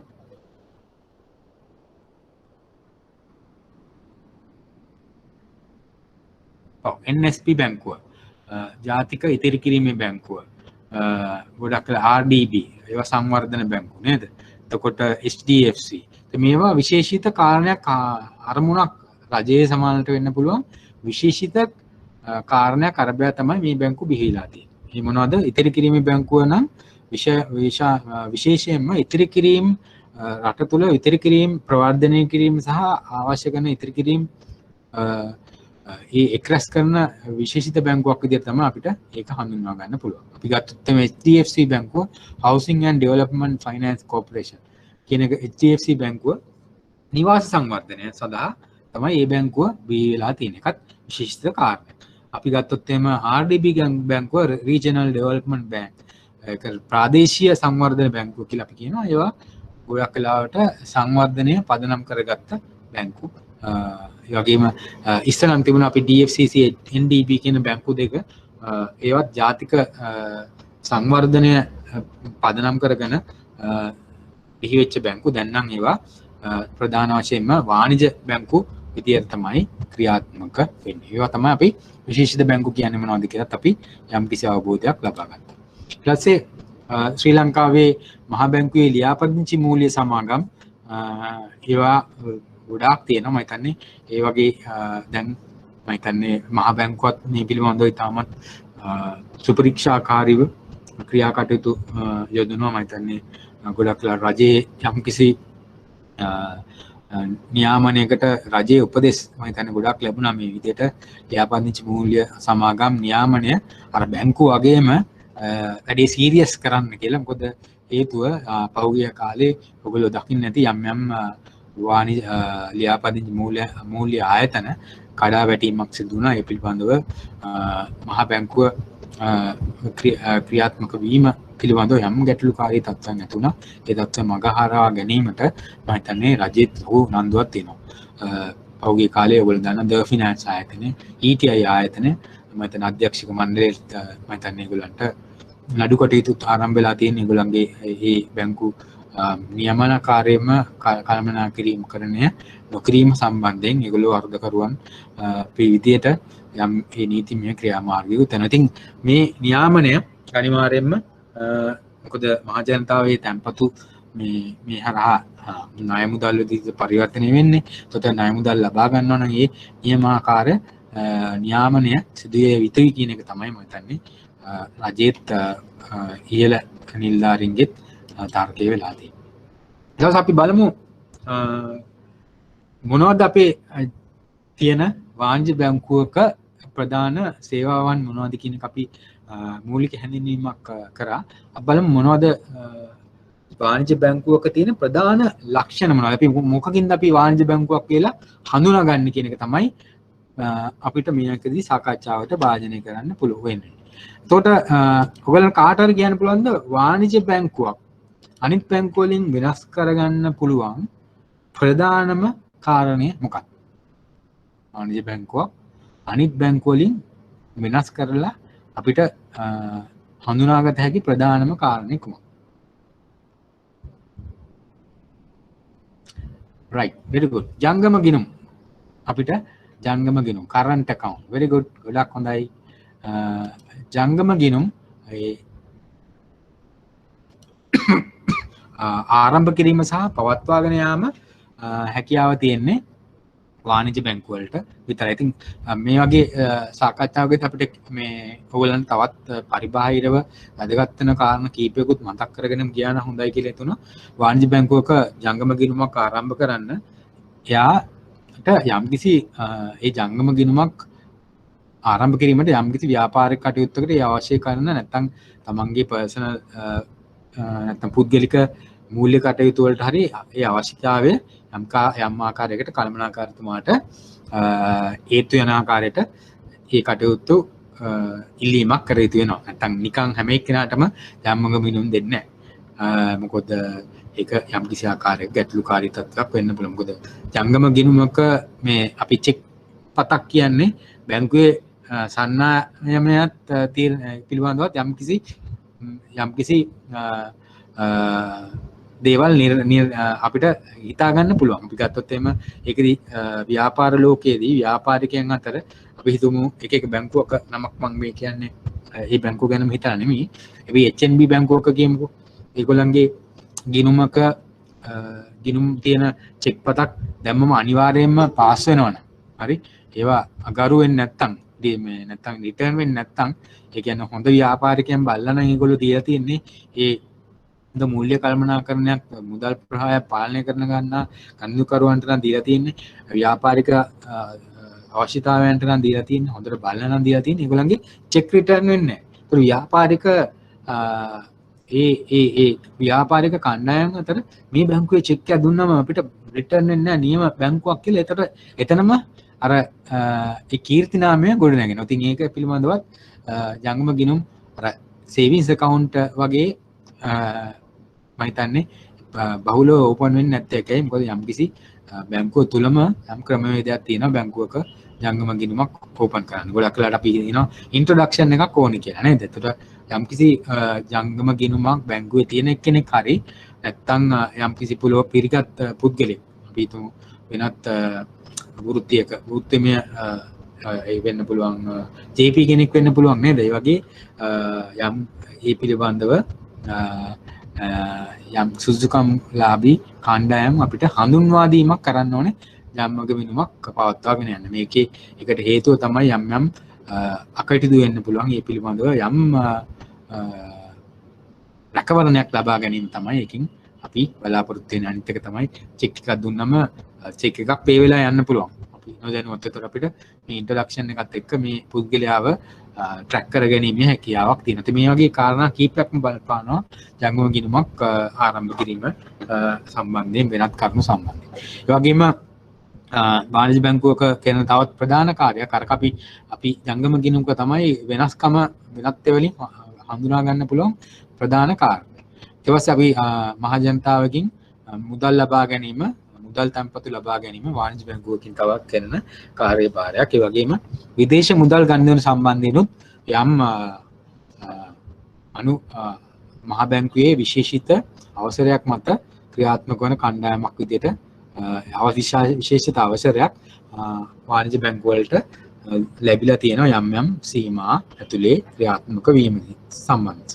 ඒ හින්දා තමයි මම හිතන්නේ විදේශ විනිමය හෝමාරු කිරීම වගේ දේවල් වලට ඒ වගේම විදේශ මුදල් ප්‍රේෂණය සම්බන්ධයෙන් වාණිජ බැංකුව සම්බන්ධ වෙන්නේ ඒ මහ බැංකුවෙන් විදේශ ඇත්තටම විනිමය පාලක හරහා මේ මහ බැංකුවේ මහ බැංකුව අධිපතිතුමාගෙන් ලබා දීලා තියෙන ඒ අධිකාරී බලය හරහා තමයි මේ වාණිජ බැංකුව ක්‍රියාත්මක වෙන්නේ. ප්‍රධාන කාරණා තුන ජංගම ගිණුම් පවත්වාගෙන යාම, තැන්පතු ලබා ගැනීම සහ විදේශ විනිමය ගනුදෙනු වල නිරත වීම තමයි අපිට සාකච්ඡා කරන්න පුළුවන්.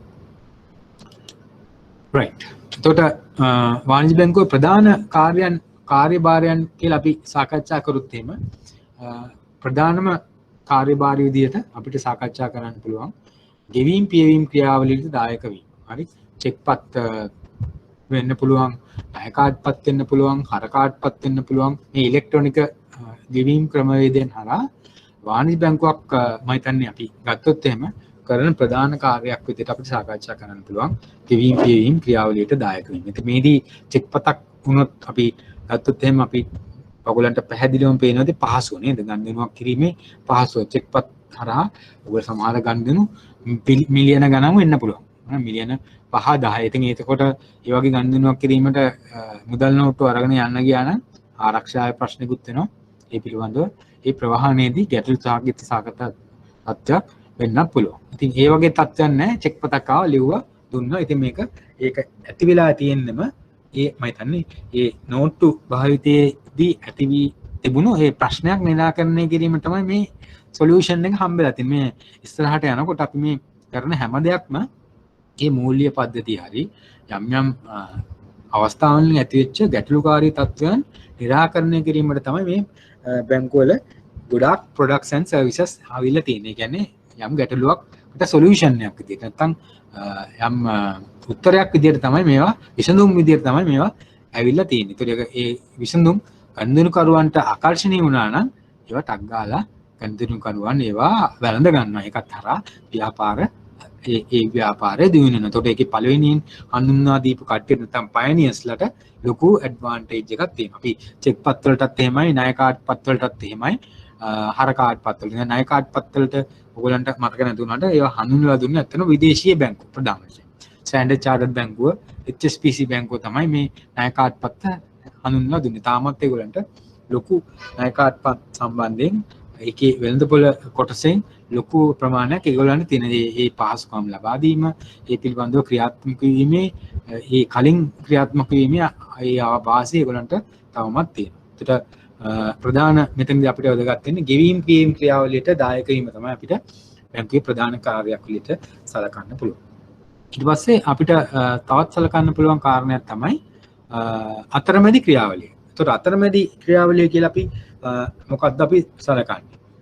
අතරමැදි ක්‍රියාවලිය කියලා අපි සලකන්නේ ප්‍රධාන වශයෙන්ම ඔයගොල්ලෝ දන්නවා විශේෂයෙන්ම අතරමැදි ක්‍රියාවලිය මෙතනින් මම වාට පැහැදිලි කරගෙන ගියොත් එහෙම මේ අපි සටහනේ මේකේ පැහැදිලිව දක්වලා දෙනවා.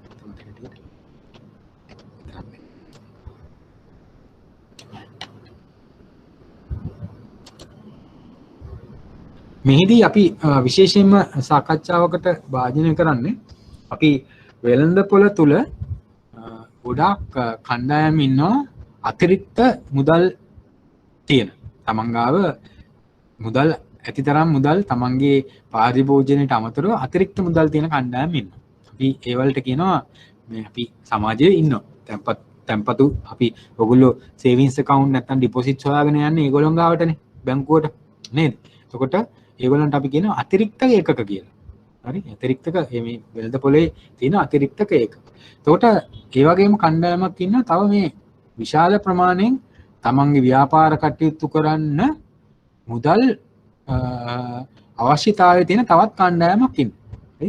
එතකොට අර අතිරික්ත ඒකක කුඩා ප්‍රමාණය වෙන්න පුළුවන් යම් මධ්‍ය ප්‍රමාණයක් වෙන්න පුළුවන් විශාල ප්‍රමාණයක් ඉන්නවා. හරි? විශාල ප්‍රමාණයක ඒ වගේ තමයි අපි ගත්තොත් එහෙම තැන්පතු කරුවන් බැංකුවක ඉන්න තැන්පතු කරුවන් පිළිබඳව අපි නිකන් දල අදහසක් ගත්තොත් එහෙම ඔයගලන්ට නිකන් දැනුමටත් එක්ක කිව්වොත් එහෙම මහා ලංකා බැංකුවේ සහ පීපල්ස් බැංක් එකේ ඒගොල්ලන්ගේ accounts වලින් තමයි මේක number of accounts ඒගොල්ලන්ගා කොච්චරක් තියෙනවද කියලා හිතුවොත් එහෙම කාට හරි හිතලා පොඩ්ඩක් කියන්න පුළුවන්ද ලංකා බැංකුවේ සහ මහා විශේෂයෙන්ම පීපල්ස් බැංක් එකේ number of accounts කොච්චරක් විතර තියෙනවද කියලා ඔයගොල්ලෝ හිතනවා? ගෙස් කරන්න බලන්න නිකන්.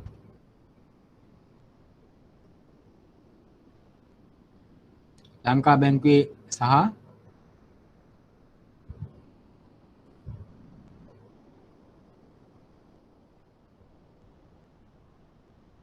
ලංකා බැංකුවේ සහ මහජන බැංකුවේ කොච්චරක් විතර ගිණුම් තියෙනවා කියලා හිතනවා. number of accounts තියෙනවා ඒගොල්ලන්ගේ 15 million. හරි මිලියන 15ක විතර accounts තියෙනවා කියලා. ඒක මිලියන 10ට වැඩි දෙකකින්. හරි. එතකොට ජනගහනයත් අපි කොච්චරද කියලා දන්නවනේ මිලියන 22යි. හරි. ඒ වගේ ලොකු ප්‍රමාණයක් ගිණුම් මේගොල්ලන්ට තියෙනවා. හරි. ඒ වගේම තමයි අපි ගත්තොත් එහෙම කමර්ෂල් බැංකුවට ඒ වගේම ගිණුම් ලක්ෂ 4.5 මිලියන් විතර තියෙනවා. ඒ වගේම HNB බැංකුවට 3.5 මිලියන් විතර තියෙනවා. ඒ වගේම සම්පත් බැංකුවට 2.5 මිලියන් විතර තියෙනවා. සේලාන් බැංකුවට 2 මිලියන් විතර තියෙනවා. අනිත් බැංකු සියල්ලටම වගේ මිලියනයකට වඩා අඩු ප්‍රමාණයක් තමයි බොහෝ වෙලාවට තියෙන්නේ. එතකොට අපි දැන් මේකේ කතාවට ආවේ අතිරික්ත ඒකක තියෙන ඒගොල්ලෝ ගාව තමයි මුදල් තැන්පතු තියෙන්නේ. එතකොට ඒ වගේම අපි ණය ලබා ගන්න ඒකක වලට අපි කියනවා ඌන ඒකක කියලා. ඒ කියන්නේ ඒවායේ තමයි ඇත්තටම ව්‍යාපාරිකයන්. ඒ කියන්නේ යම්කිසි ව්‍යාපෘති තියෙනවා වෙළඳ ව්‍යාපාර තියෙනවා ඒගොල්ලන්ට ව්‍යාපාර දියුණු කරගන්න තව මුදල් ඕන. ඒගොල්ලෝ ඌන ඒකක. ඒ වගේ ඌන ඒකක නැත්තම් ණය ගන්දිරු කරුවන් අපිට අර කියපු මිලියන් ගණන් නැහැනේ. ඒවා thousands වලින් තියෙන.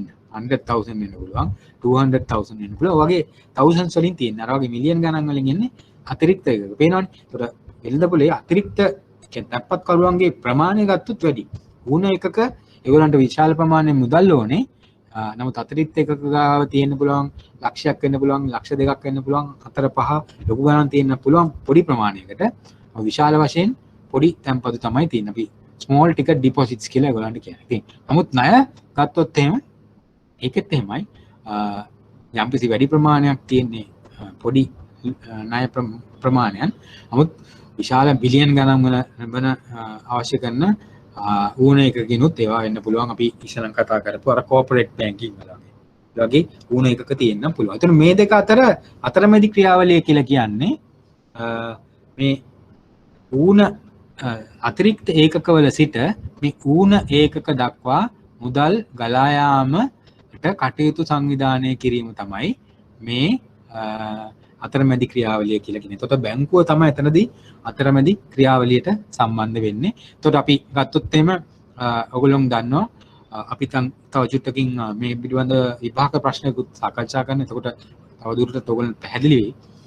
අතරමැදි ක්‍රියාවලියේදී මේ අතිරික්ත ඒකක ඉඳන් ඌනක අපි දැන් බැංකුවක් තිබුණ නැහැ කියලා ඔයගොල්ලෝ මොහොතකට උපකල්පනය කරන්නකෝ. එතකොට බැංකුවක් තිබුණ නැත්නම් එතකොට මොකද්ද වෙන ගැටලුව? මේ අතිරික්ත ඒකක ටික ඔක්කොම මේ ඌන ඒකක හොයාගෙන යනවා. හරි ගොඩාක් ඉන්නවා. එතකොට ඌන ඒකකයට මේ සල්ලි තියෙන තැන් හොයාගෙන යන්නත් බෑ. ප්‍රායෝගිකව එතකොට මේ එක ඌන ඒකකයට අපි ගියා ලොකු ණය ප්‍රමාණයක් ඕනේ. එතකොට අතිරික්ත ඒකක ගොඩාක් සම්බන්ධ කරගන්න ඕනේ. තනියෙන් Tamanට උමනා ණය ප්‍රමාණය ලබා ගන්න. හරි. එතකොට ඒක ගොඩක් වෙලාවට එහෙම හොයාගෙන යන එක ප්‍රායෝගිකව වෙළඳපොළ තුල යම්කිසි ගැටලුකාරී තත්ත්වයක් එනවා. එතකොට ඒක එතකොට සොයා යාමේ පිරිවැය කියලා අපි කියනවා. එතකොට සොයා යාමේ පිරිවැය ඉතාමත් වැඩි මේ විදිහට වාණිජ්‍ය බැංකුවක් තිබුණ නැත්නම්. එතකොට වාණිජ්‍ය බැංකුවක් තියවීමේදී ඇතිවෙච්ච වාසියක් තමයි ඒ බැංකුව තුළට මේ අතිරික්ත කණ්ඩායම් ටික ඔක්කොම එනවා. ඒගොල්ලන්ගේ තැන්පතු පූල් එකක් වගේ හදනවා, ඩිපොසිට් බේස් එකක් හදනවා.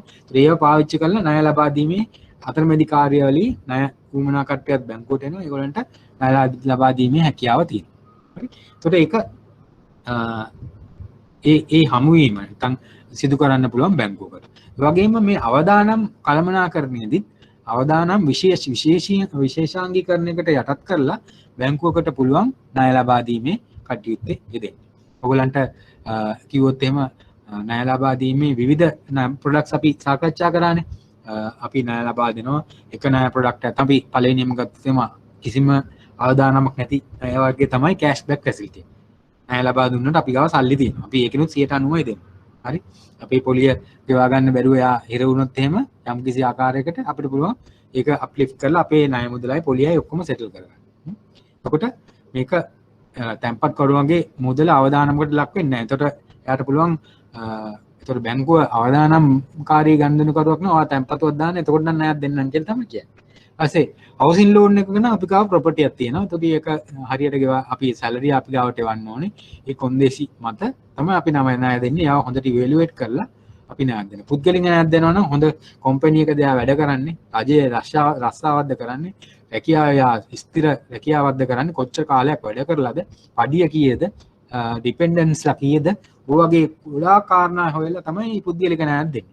ව්‍යාපාරික ණයක් දෙන්නේ ණය ශ්‍රේණිගත කරලා හොඳ ශ්‍රේණිගත කිරීමකට අදාළ නම් ආවොත් තමයි යාට ණයක් දෙන්නේ. ක්‍රිප් එක හොඳද? ඒවා බලලා තමයි ණයක් දෙන්නේ. එතකොට මේ ණය මේ තැන්පත් කරුවන්ගේ මුදල් එහෙම ඉවක් බවක් නැතුව ණය ලබා දීමක් සිදු වෙන්නේ නැහැ බැංකුවක තුල. නමුත් අපි අර බැංකුවක් තිබුණ නැත්නම් මොකද වෙන්නේ? අතිරික්ත එකක වුණ එකක ගාවට ගියා. එහෙම ලොකු ප්‍රශ්න කිරීමක් කරන්න බෑ. Tamanට පොලියක් ඕන අරයට දීලා ඊට පස්සේ දුන්න නැත්නම් ඉතින් අනිත් පැත්ත බලා ගන්න තමයි වෙන්නේ. නමුත් බැංකුව තුල ආරක්ෂාවක් ලැබෙනවා. ඒවලට රජයේ ආරක්ෂාවක් ලැබෙනවා. මහා බැංකුවේ අධීක්ෂණයක් තියෙනවා. ඉතින් මේ සියල්ලමත් එක්ක මේ අතරමැදි ක්‍රියාවලිය තාමත් ශක්තිමත් ක්‍රියාවලියක් බවට පරිවර්තනය වෙලා තියෙනවා. ඉතින් ඒ හරහා අපි කියනවා ගොඩාක් ගනුදෙනු අර එක එක්කෙනා හමු වෙලා කරන්න නැතුව නැත්නම් මහා පරිමාණයෙන් එන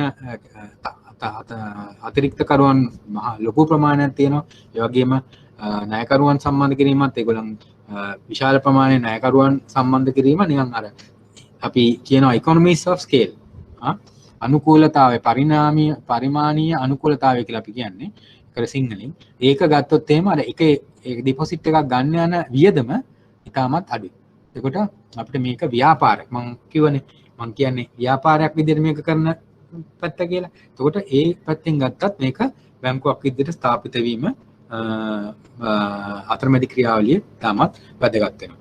මේ අපි ගත්තොත් එහෙම මේ අනුකූලතාවය පරිමාණීය අනුකූලතාවය ගැන අපි තවත් නිකන් ඔයගලන්ට චුට්ටක් තවදුරටත් ඉදිරියට ගිහිල්ලා කිව්වොත් එහෙම අපි සුපර් මාකට් එකකින් තියෙන ගනුදෙනුකරුවන්ට ඒගොල්ලන්ගේ වෙළඳාම තුලින් ලැබෙන ලාභය වැඩි වෙලා තියෙන්නේ ඔය ස්කේල් ඔෆ් ඉකොනොමීස් ඉඳලා නේද? ඔයගොල්ලෝ ආර්ථික විද්‍යාවට මේ සංකල්පය ඉගෙන ගන්නවා. එතකොට ගොඩාක් ප්‍රමාණයක් විකිණීම හින්දා එකක් විකුණන්න යන වියදම පිරිවැය අඩුයි.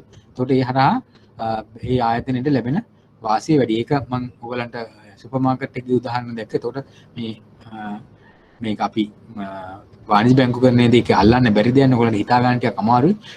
ඔයගලන්ට සුපර් මාකට් එකේ කොච්චරක් අපි ගත්තොත් එහෙම සීනි කොච්චරක් කිලෝ ගාණක් විකුණනවා. එතකොට 1 කිලෝ එකකින් ලැබෙන වියදම ඒගොල්ලෝ සීනි කිලෝ ට්‍රාන්ස්පෝර්ට් කරන්න උනත් මෙතන වාහනයක් දාලා කරාට කමන්නේ ඒගොල්ලන්ට විශාල ප්‍රමාණයක් විකුණන්න පුළුවන්. ඒකට එකකින් ඒ සම්පූර්ණ ප්‍රවාහන වියදමත් ඒගොල්ලන්ට කවර් කරගන්න පුළුවන්. ඒතකොට ලොකු මහා පරිමාණයෙන් කරනකොට ඒකේ ඒකක පිරිවැය අඩු වෙනවා. ඒතකොට ඒකේ ලාභය වාසිය ලැබෙනවා. ඒ වගේ සංකල්පයක් තමයි මෙතනදී බැංකුවකටත් වෙලා තියෙන්නේ අතරමැදි ක්‍රියාවලිය තුල. ඒතර අපි ගත්තොත් එහෙම වෙනත් සේවාවන් මොනවද බැංකුවක් සපයන? වෙනත් සේවාවන් අපි මේක ඇත්තටම සාකච්ඡා කර අර පොලී නොවන ආදායම් ලැබෙන්නේ මේ වෙනත් සේවාවන් හරහා. බැංකුව අපකරක නිකුත් කිරීම වෙන්න පුළුවන්, අන්තර්ජාතික ගනුදෙනු, විදේශී විදිය මුදල් හුවමාරුව අපරේෂණය, මම කිව්වා ඉස්සනම් ණයවර ලිපි අන්තර්ජාතික වෙළඳාමේදී මේ වගේ වෙනත් සේවාවන් සැපීමත් බැංකුවක ප්‍රධාන කාර්යභාරයන් වලට ගන්න පුළුවන්. ඉතින් අපි මේ වගේ ප්‍රශ්නයක් එන්න පුළුවන් ඔයගලන්ට. ඔයගොල්ලෝ විභාගයට කෙටි ප්‍රශ්න එනවා. අපි කෙටි ප්‍රශ්නත් කීපයක් කරමු. කෙටි ප්‍රශ්නයකට මේ වගේ එකක් එන්න පුළුවන් බැංකුවක ප්‍රධාන කාර්යභාරයක් නොවන්නේ කියලා මේ තුනත් එක්ක තව වෙන මොකක් හරි එකක් දෙන්න පුළුවන්. හරි? අන්න ඒ වගේ ඔයගලන්ට විභාග ඉලක්ක කරලා චුට්ටක් ඔයගලන් පාඩම් කරනකොට අන්න ඒ විදිහට ඒ ඉලක්කයෙන් හිතුව පාඩම් කරන්න. මොකද විභාගේ පාස් වෙන්න එපා නේද? දැනුම ලබා ගන්නවා තමයි. ඒ හරහා විභාගේ පාස් වීම කියලා මම දන්නවා. ඔයගොල්ලෝ බොහෝ දෙනෙක්ගේ අරමුණ. ඒකත් එක්ක අනුගත වෙලා බලන්න. හරි. ඊට පස්සේ බලමු බැංකුවල අරමුණු සහ අභියෝග මොනවද කියලා. හරි. එතකොට බැංකුවක ප්‍රධානම අරමුණ ඕනම ව්‍යාපාර මම කලිනුත් කරන ව්‍යාපාරයක් විදිහට තමයි මම මගේ සාකච්ඡාව දිගටම කරගෙන යන්නේ. මට විනාඩියක් දෙන්න වතුර ටිකක් බොන්න ඕනේ.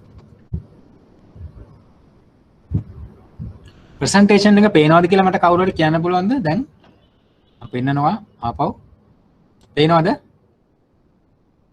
අර පොඩි ටෙක්ස්ට් එකක් දාන්න නැත්නම් ඔව් සර් රයිට් ඕකේ.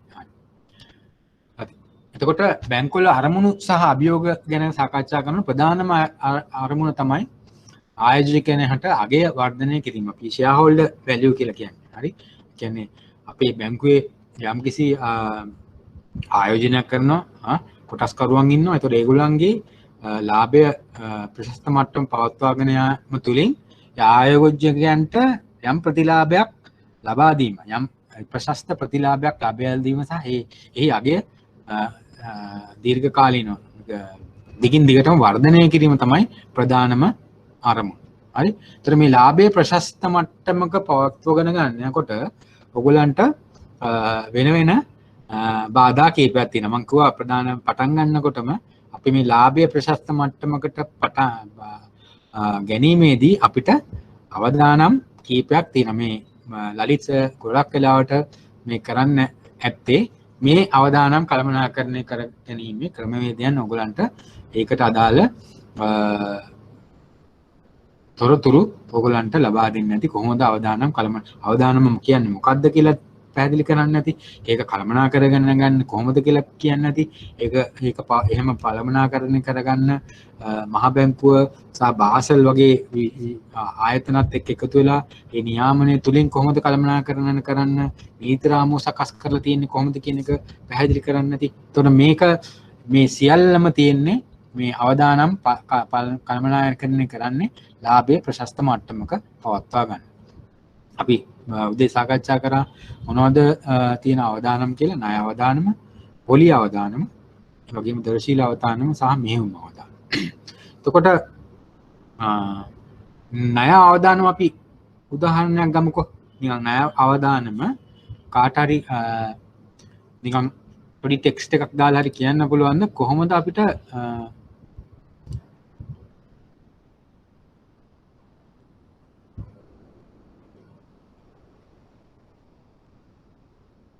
ඔයගලන්ට කියන්න පුළුවන් ණය අවදානම හරහා කොහොමද ලාභය ප්‍රශස්ත මට්ටමකට තබා ගැනීමට කොහොමද ඒක බලපාන්නේ? ණය අවදානමයි ලාභය අතර තියෙන සම්බන්ධය මොකක්ද? මේ වගේ ප්‍රශ්න තමයි ගොඩක් වෙලාවට අපි දැකලා තියෙන විභාග ප්‍රශ්න විදියට එන.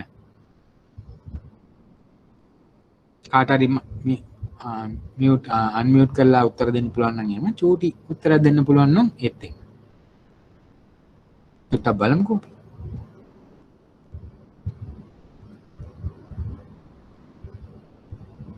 right. අපි ඒකට උත්තරේ හොයාගමු. අපි ණය අවදානම අපි ණයක් ලබා දුන්නොත් අපි බැංකුවට තියෙන ප්‍රධාන අවදානම තමයි ණය පැහැර හැරීමට තියෙන හැකියාව. ණය පැහැර හැරියොත් ණය අවදානම අපි කළමනාකරණය නොකරොත් එහෙම අපිට සාමාන්‍ය අපි ගත්තොත් එහෙම උදාහරණයකට ලක්ෂ 10ක හවුසින් ලෝන් එකක් ගත්තා කියමු අවුරුදු 5කට. අපි හිතමුනේ උදාහරණයකට මාසෙකට රුපියල් 20000ක විතර වාරිකයක් තියෙනවා කියලා උදාහරණයකට. එතකොට ඒකෙන් රුපියල් 10000ක් ණය මුදල කැපෙනවා. තව 10000ක් පොලි ආදායම පොලි මුදල කියමුකෝ. එතකොට අපි ණයමේ රුපියල් 20000 ගෙව්වේ නැත්නම් එහෙම මොකද්ද වෙන්නේ?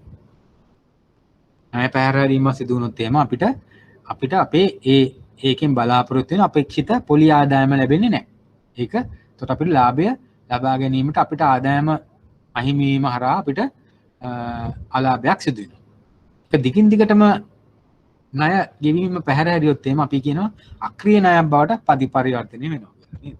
අක්‍රීය ණයක් බවට පරිවර්තනය වුණොත් එහෙම අපිට සිදු වෙනවා මහ බැංකුව රෙගුලාසි අනුව ඒව ණය මුදල ආපහු ගෙවන්න නැති වෙයි කියලා හිතලා. ඒ කියන්නේ probability of default එක බලලා කියන්නේ ණය නොගෙවීමට තියෙන සම්භාවිතාව ගැන සලකලා බලලා එම ණය මුදල සඳහා දැනට අර පොලි ආදායම හම්බුනේ නැහැ නේද? දැනට වෙනත් ණය මුදල් වලින් හරහා බැංකුව ලැබිච්ච ලාභයෙන් යම් කිසි කොටසක් වෙන් කරන්න සිදු වෙනවා අර ණය පැහැරීම සම්බන්ධයෙන්. මොකද අපි අවසානයේ තැන්පත් කරුවන්ගේ මුදල්නේ ලබා දීලා තින්නේ. ඒක සුරක්ෂිත කරගන්න තමයි මේ ඔක්කොම කරන්නේ. ඒතර ඒ හරහා බැංකුවත් ලාභය ප්‍රශස්ත මට්ටමක තියාගන්න නම් බැංකුවත් පෙළඹෙනවා හරි ඉවැලුවේෂන් එකක් කරලා හරි ණය පරීක්ෂා කිරීමකින් පසුව ණය ලබා දීමට පොරොන්දු වෙනවා. නැත්නම් ඒගොල්ලන්ට ඒ අවශ්‍ය කරන ලාභ ඉලක්ක කරා යන්න බෑ. මේක තමයි ඒ විදිහට තමයි අපිට ණය අවදානම හරහා අලාභය වෙන්න පුළුවන්. ඒ වගේම ඒ විදිහට දිගින් දිගටම ඔයගොල්ලන්ට ණය ලබා දුන්නේ නැත්නම් මේ ණය වාරික ගෙවන්න නැති එක වැඩි වුණොත් අක්‍රීය ණය ප්‍රතිශතය වැඩි වුණොත් එහෙම අපිට මේ ඒක අපේ ද්‍රවශීලතාවයට බලපානවා නේද? මොකද ද්‍රවශීලතාවයේ තියෙන අපිට බැංකුවට මුදල් එන්න එපයි. අපි එළියට දෙන මුදල් ටික ආපහු ණය වාරිකයේ පොලියයි ඇතුළට එන්න ඕනේ. එතකොට තමයි අපිට තැන්පත් කරුවන් ආවම ඒගොල්ලන්ගේ මුදල් ටික ඒගොල්ලන්ට ලබා දෙන්න පුළුවන් වෙන්නේ. නැත්නම් අපිට යම් අවුරුද්දකාරී තත්ත්වයක් එනවා. ඉතින් ඒ හරහා ද්‍රවශීලතාවයටත් මේ වගේ මම හිතන්නේ බලපෑමක් සිදු වෙනවා. ණය අවදානමයි ද්‍රවශීලතා අවදානමයි අතර ඒකේ අන්තර් සම්බන්ධතාවයකුත් තියෙනවා. ඔන්න ඕවා තමයි ඔයගොල්ලන්ට මම හිතන්නේ විභාග ප්‍රශ්නවල සාමාන්‍යයෙන් ගොඩක් වෙලාවට රචනා ප්‍රශ්නවල කොටස් වලට එන්නේ. හරි? ඒතර මේක තමයි ප්‍රශස්ත මට්ටම පවත්වන මේ සියලුම අවදානම් විෂයාකාරව කර්මනාකරණය කරන්න ඕනේ. මොනවද බැංකුවකට තියෙන අභියෝග මොනවද? බැංකුවක තියෙන ප්‍රධාන අභියෝග තමයි පළවෙනි අභියෝගය තමයි තරඟකාරීත්වය. හරි? තරඟකාරීත්වය ඉතාමත් වැඩි ලංකාවේ බැංකු වැඩි කියලා තමයි සාකච්ඡාවට වාජනය වෙලා තියෙන්නේ. එක කාලයක් තුන බැංකු එකතු කරන්න ඕන කියලා බැංකු පහකට විතර මේක ඔක්කොම අඩු කරන්න ඕන කියන සංකල්පයකුත් කාලයකට ඉස්සෙල්ලා තිබුණා. යම් වෙලාවක ඒක ක්‍රියාත්මක වෙන්න පුළුවන්. ඒත් අපි ඒකට කියනවා mergers කියලා consolidation. ඉතින් ඒක ඒ මාතෘකාවත් අනාගතයේදී දෙන්න පුළුවන්. මොකද ගොඩක් වෙලාවට මම අර ඉස්සරහන් කියපු අර බැංකු අතර තරඟය වැඩි වෙන්න තැන්පතු ලබා ගන්න වැඩිම පොලියක් දෙනවා. ඒ වගේම ණය ලබා දීමේදී ඉතාමත් තරංකාරීව ලබා දෙන්න අඩු පොලියක් දෙනවා. ඒතර බැංකුවල ආදායම අඩු වෙනවා. එතකොට මේක තරංකාරීත්වය නිසා අපි මේ ලාභය අර උපරිම මට්ටමේ පවත්වාගෙන යන්නේ යම්කිසි අර්බුදකාරී නැත්නම් අභියෝගයක් බවට පත් වෙන්න හැකියාවක් තියෙනවා. සමාජ මෙහෙවර. සමාජ මෙහෙවර හරහා මොකද්ද අපි බලාපොරොත්තු වෙන්නේ? මොකද්ද කොහොමද ඒක අභියෝගයක් වෙන්නේ?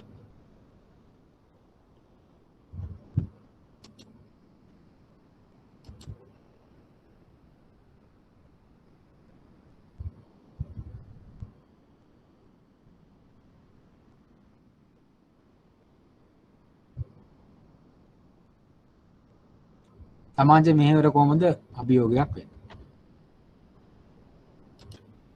සමාජ මෙහෙවර අභියෝගයක් වෙන්නේ අපි බැංකුවක් විදියට මම හිතන්නේ ආර්ථික සංවර්ධනයට අනිවාර්ය දායකත්වයක් දක්වන්න ඕනේ වාණිජ්‍ය බැංකු විශේෂයෙන්. අර ඒගොල්ලන් ගෙවීම් පියීම් ක්‍රියාදාමය ක්‍රියාත්මක කිරීමෙන් සහ විශේෂිත අපි කියනවා ප්‍රයොරිටි ලෙන්ඩින් කියලා. යම් ආර්ථික ක්ෂේත්‍රයන් වලට මුදල් ගලා යාමට සලස්වීම තුලින් අර ඌණ ඒකකයන් වෙතට ව්‍යාපාරිකයන් වෙතට මුදල් ගලා යාමට යම් අවදානමක් අරගෙන ඒ අනිවාර්යයෙන්ම ගෙවන වද නැද්ද කියන එක ණය අවදානම සලකලා බලන්න ඕනේ. නමුත් යම් අවදානම් ක්ෂේත්‍රයන් තියෙනවා. අපි ගත්තොත් එම් කුඩා සහ මධ්‍ය පරිමාණ ව්‍යාපාර අර හවුසින් ලෝන් එකක් දීලා ප්‍රොපර්ටි එකක් අරන් සැලරි එක අරන් දෙනව තරම් ලේසි නෑ. මොකද දැන් තියෙන තත්ත්වෙ නෙමෙයි හෙට තියෙන්නේ. අපි කොවිඩ් එක අපි හිතලා ආපු ගන්න නෙමෙයි. යාගේ සැලරිය නම් ගොඩක් වෙලාවට සමහර රැකියාව නැති වුණාට ගොඩක් වෙලාවට රැකියාව තියෙන කට්ටියට කපා ගන්න පුළුවන්. නමුත් ව්‍යාපාරයක් නම් සම්පූර්ණයෙන් කඩාගෙන යනට නම් ඒ අවදානම තියෙනවා. ඒවා බලන්න නැතුව පුළුවන් වෙන්න ඕනේ වාණිජ්‍ය බැංකුවට මුදල් දීම. අපි දන්නවා කොවිඩ් එක මහ බැංකුවත් රජයත් සම්බන්ධ වෙලා අඩු පොලි අනුපාතිකයට වගේ මුදල් ප්‍රතිපත්ති පාලනය කිරීම තුළින් ගොඩක් නිර්මාණශීලී ක්‍රමවේදයන් අරා පහසුකම් සලසන්න මහ බැංකුවත් ඉදිරිපත් වුණා. ඉතින් ඒ නියාමනය සහ ඒ කළමනාකරණය කරන අතර බැංකුත් ලාභය පමණක්ම පදනම් කරන් යන්නේ නැතුව ආර්ථික සංවර්ධනය. ඉතින් මේ විදිහට වුණ එක කියන්න බැංකු සල්ලි දුන්නේ නැත්නම් ණය ලබා දුන්නේ නැත්නම් කවුද ඇවිල්ලා දෙන්නේ? පොලිය මුදලාල්ලාගෙන ගන්න වෙන්නේ. එතකොට ඒ ව්‍යාපාරය පවත්වාගෙන යන්න බෑනේ. නැත්නම් මයික්‍රෝ ෆයිනෑන්සින් කට්ටිය ඇවිල්ලා ණය දීලා මිනිස්සුන්ව සූරා කෑමකට ලක් වෙනවනේ. ඒකට ඒකට සමාජ මෙහෙවරක් විදියට බැංකුවක් ක්‍රියාත්මක වීම තමයි මේකේ අදහස වෙන්නේ. ඒකට ඒක බැංකුවකට අභියෝගයක් වෙන්න ඕන. පුළුවන්. නමුත් ඒක කොහොමද මේ අභියෝගය හොඳින් කළමනාකරණය කරන්න කියන එක අනුව තමයි අර අපිට ආයෝජකයන්ගේ අගය වර්ධනය කිරීමේ හැකියාවක් තියෙන්නේ. ඒකට නියාමනය. නියාමනය මහා බැංකුව උඩින් ඉඳගෙන එක එක නියාමනයන්ට අදාළ කොන්දේසි දානවා. ඒගොල්ලන්ට අපිට බැංකුවට කියන මේ වගේ සිස්ටම් එකක් දාන්න, IT සිස්ටම් එකක් දාන්න, ඕගොල්ලන්ගේ මේක පාලනය කරන්න, මේකට ස්ටාෆ් එකක් දාන්න. අපි දැක්කොත් චීෆ් හැම බැංකුවකටම දැන් චීෆ් කම්ප්ලයන්ස් ඔෆිසර් කෙනෙක් ඉන්නවා. ප්‍රධාන අනුකූලතා නිලධාරියෙක් හෝ නිලධාරිනියක් ඉන්නවා. ඒක මහා බැංකුවේ ඒ තියෙන ඒ මහා බැංකුවෙන් ලබා දෙන ක්‍රමවේදයන් අතු බැංකුව ඇතුලේ ක්‍රියාත්මක වෙනවද නැද්ද කියලා බලලා අනිවාර්යයෙන්ම බැංකුව මහා බැංකුවට වාර්තා කරන නිලධාරියෙක් වෙනම ඉන්න ඕනේ බැංකුවට. ඒකත් ඒ වගේ ඩිපාර්ට්මන්ට් එකක් තියෙන කම්ප්ලයන්ස් ඩිපාර්ට්මන්ට් කියලා තියෙනවා නේද? එතකොට අනුකූලතා දෙපාර්තමේන්තුව මේ වගේ දෙපාර්තමේන්තුවක් පවත්වාගෙන යාමමත් වේදන්කාරී දෙයක්. ඒකත් නියාමනය පවත්වාගෙන යාමත් විශේෂයෙන්ම පිරිවැයක් දරන්න නම් මේකත් අභියෝගය. ඒක කොහොමද පාලනය කරන්නේ? එතකොට අපි වෙනත් අභියෝග තියෙන අපි එතකොට මුදල් විශ්වවිද්‍යාලීකරණය ඒ වගේ දේවල් පාලනය කර ගැනීමට වෙනම ක්‍රමවේදයක් සිස්ටම්. එතකොට අපේ කෝ බැංකින් සිස්ටම් එක නැත්නම් මධ්‍යගත පද්ධතියේ මේවා මේ වගේ දේවල් සිදු වෙනවද කියලා බලන්න අපිට වෙනමම කන්ට්‍රෝල්ස් දාන්න වෙනවා. පාලන ක්‍රම දාන්න. මේවට පාලන ක්‍රම දැමීමේදී අපි මේ IT සමාගම් වලට යම්කිසි පිරිවැයක් දරන්න සිදු වෙනවා. මේ ඔක්කොම අපේ වියදමක් විදිහට එනවා. ඉතින් මේවා අභියෝග මේවා උපරිම මට්ටමින් ඒ අභියෝගය මැඩ පවත්වාගෙන ක්‍රියාත්මක වීම මම හිතන්නේ බැංකුවකට තියෙන අභියෝගයක්. මම හිතන්නේ ඔය කාරණා තමයි බැංකුවකල අරමුණු සහ අභියෝග විදිහට අපිට සාකච්ඡා කරන්න පුළුවන්. ඒතර අපි අයිති අනුව අපි මේක සාකච්ඡා කරන රාජ්‍ය බැංකුව. එතකොට රජයට අයිති බැංකුව විදිහට අපිට සාකච්ඡා කරන්න පුළුවන් බැංකු තියෙනවා. හරි. ඒතර අපි ගත්තොත් මහජන බැංකුව, ලංකා බැංකුව, ඒ වගේ බැංකුව, ඒ වගේම පුද්ගලික බැංකු තියෙනවා. ඒ වගේම විදේශීය බැංකු වල ශාඛා තියෙනවා. සිටි බැංක් එකේ HSBC වල ශාඛා. මේ විදිහට අයිති අනුවත් මම හිතන්නේ සරල දෙයක් වන්ට බැංකු හඳුනා ගැනීමේ හැකියාවක් තියෙනවා. එතකොට අපි බලන්න ඕනේ දැන් කොහොමද අපි බැංකුවක කොහොමද ශේෂ පත්‍රයක ආකෘතිය මොකක්ද? ලාභාලාභ ගිණුමක ආකෘතිය මොකක්ද? මේක අපිට අනිවාර්යයෙන්ම වැදගත් වෙනවා. මම හිතන්නේ ලලිත් සර්ත් එක්ක ඔයගොල්ලෝ බැංකුවක යදාළ නිර්ණායකයන් සාකච්ඡා කිරීමේදී අනුපාතයන් ගණන් හදන්න නැති අනිවාර්යෙන් ගාණක් එනවා. ඒ හරහා ඔයගලන්ට යම්කිසි අවබෝධයක් එන්න නැති කොහොමද මේ මුදල් බැංකුවක ක්‍රියාත්මක වෙන්නේ කියලා පොඩි ඉක්මනින් ගියොත් එහෙම මොනවද අපි තියෙන්න ඕනි කියලා ශේෂ පත්‍රයක තියෙන අංගයන් අයිටමයන් බැලුවොත් එහෙම වත්කම් මුදල් හා නෝට්ටු භාණ්ඩාගාර බිල්පත් සහ බැඳුම් කර අනිකුත් වාණිජ්‍ය බැංකුවල මහා බැංකුවේ තැන්පතු ආයෝජනයන් ස්ථාවර වත්කම් ඊට පස්සේ අපිට ගත්තොත් එහෙම වත්කම් වල ඕගලන්ට මේ පෙළ ගැස්වීම හරහා යම්කිසි වත්කම් වල ඕගලන්ට පේනවාද යම්කිසි සම්බන්ධයක් උඩ ඉඳන් පල්ලෙහාට යනකොට යම්කිසි ඕගලන්ට මොනවද ඕගලන්ට ඔබ්සර්ව් කරන්න පුළුවන්. ඔයගලන්ගේ නිරීක්ෂණය මොකක්ද? උඩ ඉඳන් පල්ලෙහාට යනකොට යම් කිසි දෙයක් වෙනස් වෙනවා උඩින් නම් ඒ ශේෂ පත්‍රයේ තියෙන අයිටම් එකන්ගේ යම් කිසි right very good ද්‍රව්‍යශීලතාවය අඩු වෙනවා. ද්‍රව්‍යශීලතාවය අඩු වෙනවා. අන්න ඒක තමයි හොඳම ලක්ෂණය. ඔන්න ඔය වගේ දේවල් උත්තර දෙන්න පුළුවන් කට්ටියට පහසෙන් රචනා ප්‍රශ්න වලට උත්තර දෙන්න පුළුවන්. මොකද ඔයගොල්ලන් කෙලින්ම වැඩේ පත්තු කරගන්නවා. ඊට අමතරව පොඩි කාරණා ටිකක් එහෙම්ෙන් දැම්මම ලකුණු 4-5ක් හම්බ වෙනවා. ඒ හැම කොටසකම 5ක් හම්බ වෙනවා. එතකොට මේ පහෙන් ලොකු ප්‍රමාණයක් ලබා ගැනීම හැකියාව දෙනවා. මුදල් නෝට් වල ද්‍රව්‍යශීලතාවය වැඩි. ටක් ගාලා අපිට ඒක ලබා දීමේ හැකියාව දෙනවා. භාණ්ඩාගාර බිල්පත්, බැඳුම් කර, ආයෝජන ස්ථාවරවත්කම් කියන්නේ බැංකු යම්කිසි ශාඛාවන් තමන්ගේම දේපළ වල තමන්ගේ ශාඛාවන් පවත්වාගෙන යනවා. ඒවා ස්ථාවරවත්කම් විදිහට අපිට සලකන්න පුළුවන්. වගකීම් විදිහට අපි සලකන ප්‍රධානම වගකීම තමයි තැන්පතු. අපි තැන්පතු කියන්නේ අපේ ගනුදෙනුකරුවන්ගෙන් ලබා ගන්න තැන්පතු. ඊපස්සේ ඒකම තමයි අපිට ඊට අමතරව බැංකු වලින් වෙනත් බැංකු වලින් තැන්පතු මදි හැටියට ණය ලබා ගැනීමේ හැකියාවක් තියෙනවා. විලඳ විදේශ බැංකු වලින් වෙන්න පුළුවන්, දේශීය බැංකු වලින් වෙන්න පුළුවන්. අපිට ණය ලබා ගැනීම හැකියාවක් තියෙනවා. මේ තැන්පතු වලින්ම අපේ ද්‍රව්‍යශීලතාවය පවත්වාගෙන යන්න බැරි.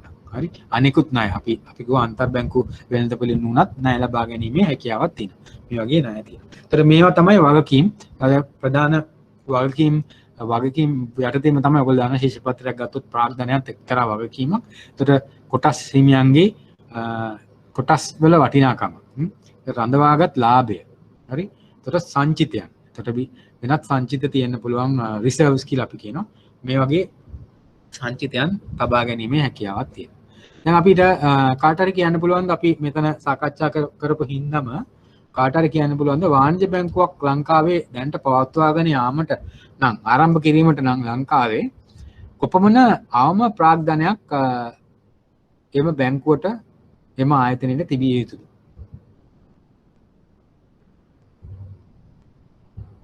මහා බැංකුවේ තීරණය අනුව අවම ප්‍රාග්ධනය කොපමණද බැංකුවක් පවත්වාගෙන යාමට? බැංකුවක් ඇත්තටම ස්ථාපනය කිරීමට නැත්නම් ලයිසන් එකක් ගන්න කොච්චර තියෙනවද? එක්කෙනෙක් කියනවා මිලියන 10ක් කියලා 1 බිලියන් මදි.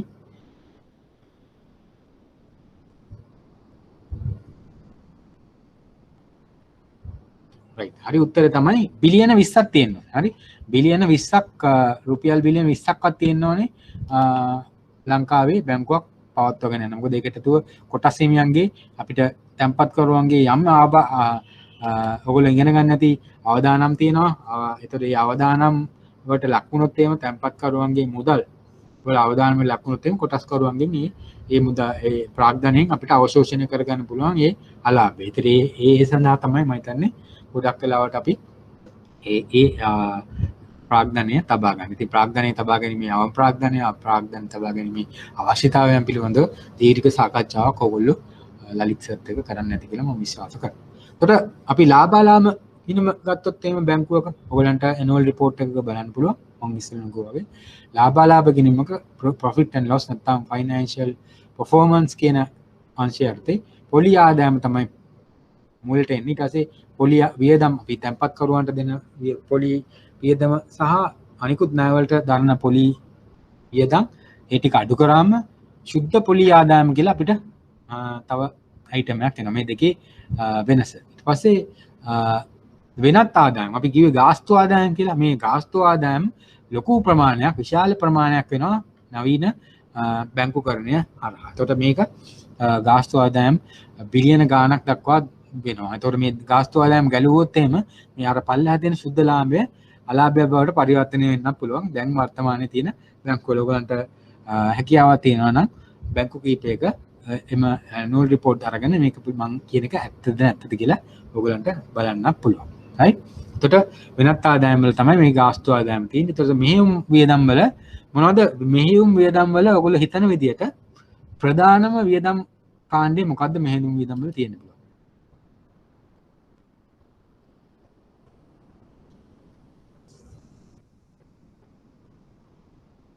සේවක වියදම්. සේවක පරිණඩි තමයි ප්‍රධානම වියදම්. මම හිතන්නේ ඊට පස්සේ වෙන්න පුළුවන් වැඩිම දේවල් තමයි IT වලටත් දැන් මම හිතන්නේ සෑහෙන ප්‍රමාණයක් වියදම් කරනවා IT පද්ධති පවත්වාගෙන යාමට මේවා ඒවට අවශ්‍ය කරන ඒවා පද්ධති අත්පත් කරගෙන ඒවායේ වියදම් ඇමෝටයිස් කරනවා කියන අවුරුදු ගාණක් පුරා කපහරීම සිදු වෙනවා. ඉතින් ඒ හරහා එතකොට අපි ඉස්සරන් කිව්වා මේකෙන් මෙහෙම වියදම් අඩු කරාම තමයි අපිට දල ලාභය එන්නේ. හරි. ඊට පස්සේ ඒකෙන් මම ඉස්සරන් කිව්වනේ අපි ණයක් අරගෙන පැහැර හැරියොත් එහෙම මොකද්ද වෙන්නේ?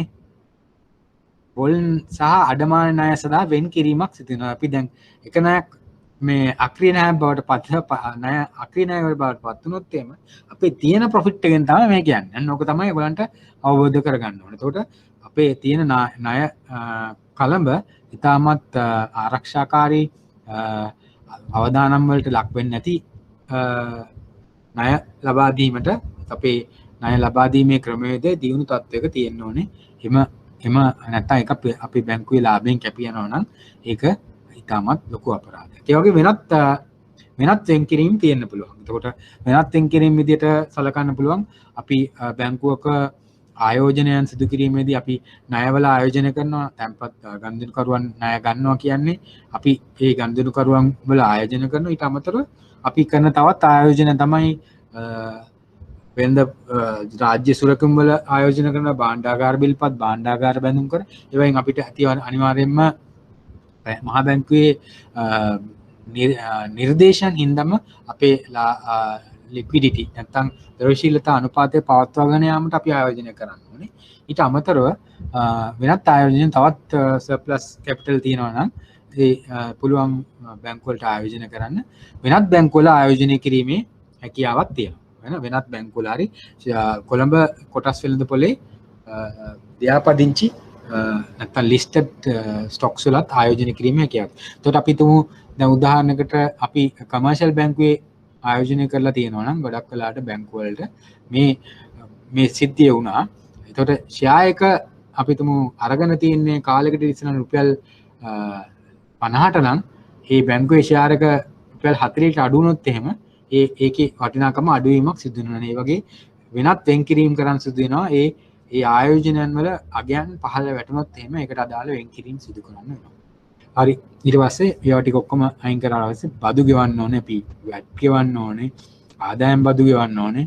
ඒ වගේම වෙනත් විවිධ බදු ගෙවන්න ඕනේ. ඒ බදු ටිකත් ගැලවුණාම තමයි අපිට මම හිතන්නේ ලාභයක් විදියට, සුද්ධ ලාභයක් විදියට අපිට සලකන්න වෙන්නේ. ඔක තමයි අද මගේ පාඩම විශේෂයෙන්ම අපි ඊට පස්සේ තව ප්‍රශ්නයක් තියෙන අපි සාකච්ඡා කරනවා. අපි ඒක බලමු දැන් කොහොමද අපි කරන්න යන්නේ කියලා. මේ ප්‍රශ්න කොහොමද ඔයගොල්ලෝ මුහුණ දෙන්නේ කියලා මම මුල් දැන් අපි කීපයකින් ඉවර කරන්න ඕනේ. ඒතර අපිට වෙනමම ප්‍රශ්න කරන්න වෙලාවක් තියෙද කියලා මම දන්නේ නැහැ. ඉතින් ඒ හින්දා මේ අපි අංශය මම පොරොන්දු වුණා වගේ ඒ අදාළ සබ්ජෙක්ට් එකේ කොටස ඉවර වෙච්ච ගමන් අපි ක්වෙස්චන් එකක් දෙනවා. රයිට්. අද ප්‍රශ්නෙට මම ඔයගලන්ට දෙන පළවෙනි ප්‍රශ්නේ තමයි මෙන්න මේක. හරි. බැංකුකරණ අංශය ආර්ථිකයේ අවශ්‍යතම කොටසක් වෙමින් ආර්ථිකය සුමටව ක්‍රියාත්මක වීම තහවුරු කරනු පිණිස සක්‍රිය වූ භූමිකාවක නිරත වේ. මේ වගේ ප්‍රශ්න තමයි ඔයගලන්ට එන්නේ. මේ රචනා ප්‍රශ්නයක්.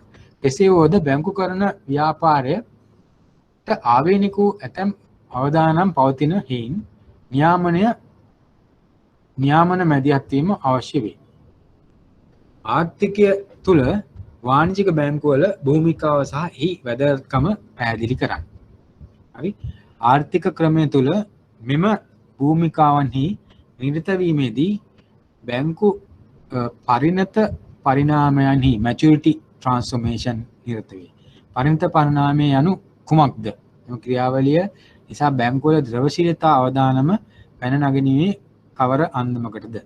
ඊට පස්සේ බැංකුවක ද්‍රවශීලතා සහ ලාභදායීතාව ගලාපක් ගන්නා ආකාරය ට්‍රේඩ් ඔෆ් සාකච්ඡා කරන්න. එතකොට බැංකුකරණ අංශය නියාමනය කිරීමේ වැදගත්කම සාකච්ඡා කරන්න. හරි. මේක මම හිතන්නේ ලලිත් සර් කරපු පාඩම් වලිනුත් යම්කිසි ප්‍රශ්න දෙකක් විතර තියෙනවා. නමුත් මේ ප්‍රශ්නයක් විදිහට අපිට උත්තරයක් ලබා ගැනීමට තියෙනවා. මම හිතන්නේ මේකේ පළවෙනි කොටස තමයි මම හිතන්නේ අද කරපු කාණ්ඩයේදී ආර්ථිකය තුළ වාණිජ්‍ය බැංකුවල භූමිකාව සහ වැදගත්කම පැහැදිලි කරන්න කියලා තියෙනවා. හරි. එතකොට අර අතරමැදි ක්‍රියාවලිය පිළිබඳව යම් කිසි පැහැදිලි කිරීමක් අවශ්‍ය වෙනවා. හරි. එතකොට ඔයගලන්ට පුළුවන් වෙන්න ඕනේ මේ ප්‍රශ්නටම උත්තරය දෙන්න. අපි එන සතියේ මේකේ උත්තරෙත් එක්ක ඔයගලන් අද කරපු දේවල් එක්ක සාකච්ඡා කරලා පොඩ්ඩක් අධ්‍යයනය කරලා මේකට කෙටි උත්තරයක් පොයින්ට් ෆෝම් එකකින් ලියාගෙන එන්න. අපි එතකොට මේ පිළිබඳව සාකච්ඡා කිරීමක් සිදු කරමු. හරි. මම හිතනවා ඔයගලන්ට මගේ පාඩම අද පාඩම පැහැදිලි වෙන්නේ නැති කියලා. යම් කිසි ප්‍රශ්නයක් තියෙනවා නම් දැන් ඔයගලන්ට යොමු කරන්න පුළුවන්. මම ටෙක්ස්ට් එකේ විනාඩි 5ක් විතර බලන් ඉන්න. ප්‍රශ්න තියෙනවා නම් මට ඒකට උත්තර දෙන්න පුළුවන්. කෙටි ප්‍රශ්නවලට උත්තර දෙන්න පුළුවන්. ඒ වගේම අනාගතයේදී මම මේ කරන්න සූදානම් වෙන පාඩම් පිළිබඳවත් ඔයගලන් දැනුම් දුන්න. සිකුරාදා අනිවාර්යයෙන්ම අපි තව ලෙක්චර් එකක් කරනවා. ඉතින් ඒකත් පිළිබඳවත් මතක තියාගන්න. ඒකට අදාළ ලින්ක් එකේ මම කියන්නම් අද ප්‍රශ්න ඔයගලන්ට හම්බුනේ නැත්නම් ඒ ප්‍රශ්නත් ඔයගලන්ට ඊමේල් මාර්ගයෙන් එවන්න කියලා. right? මම හිතන්නේ අදට එහෙනම් අපි සමුදෙන්න ඇස්තිලා තියෙන ඔයගලන්ට හොඳ සතියක් සුබ ප්‍රාර්ථනා කරනවා ඉදිරි සතියේට. thank you.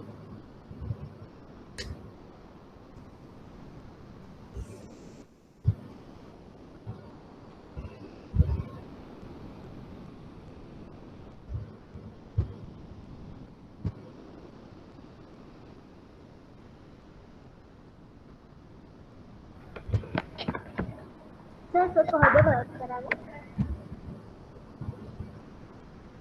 කොහොමද වර්ක් කරන්නේ? hello hello කොහොමද වර්ක් කරන්නේ? මම DCC බැංකුවේ වැඩ කරනවා. සර්ගේ නම්බර් එක පොඩ්ඩක් දෙන්න පුළුවන්ද? 0.73යි 18යි note 777 18 මම මේක ටෙක්ස්ට් කරන්නද?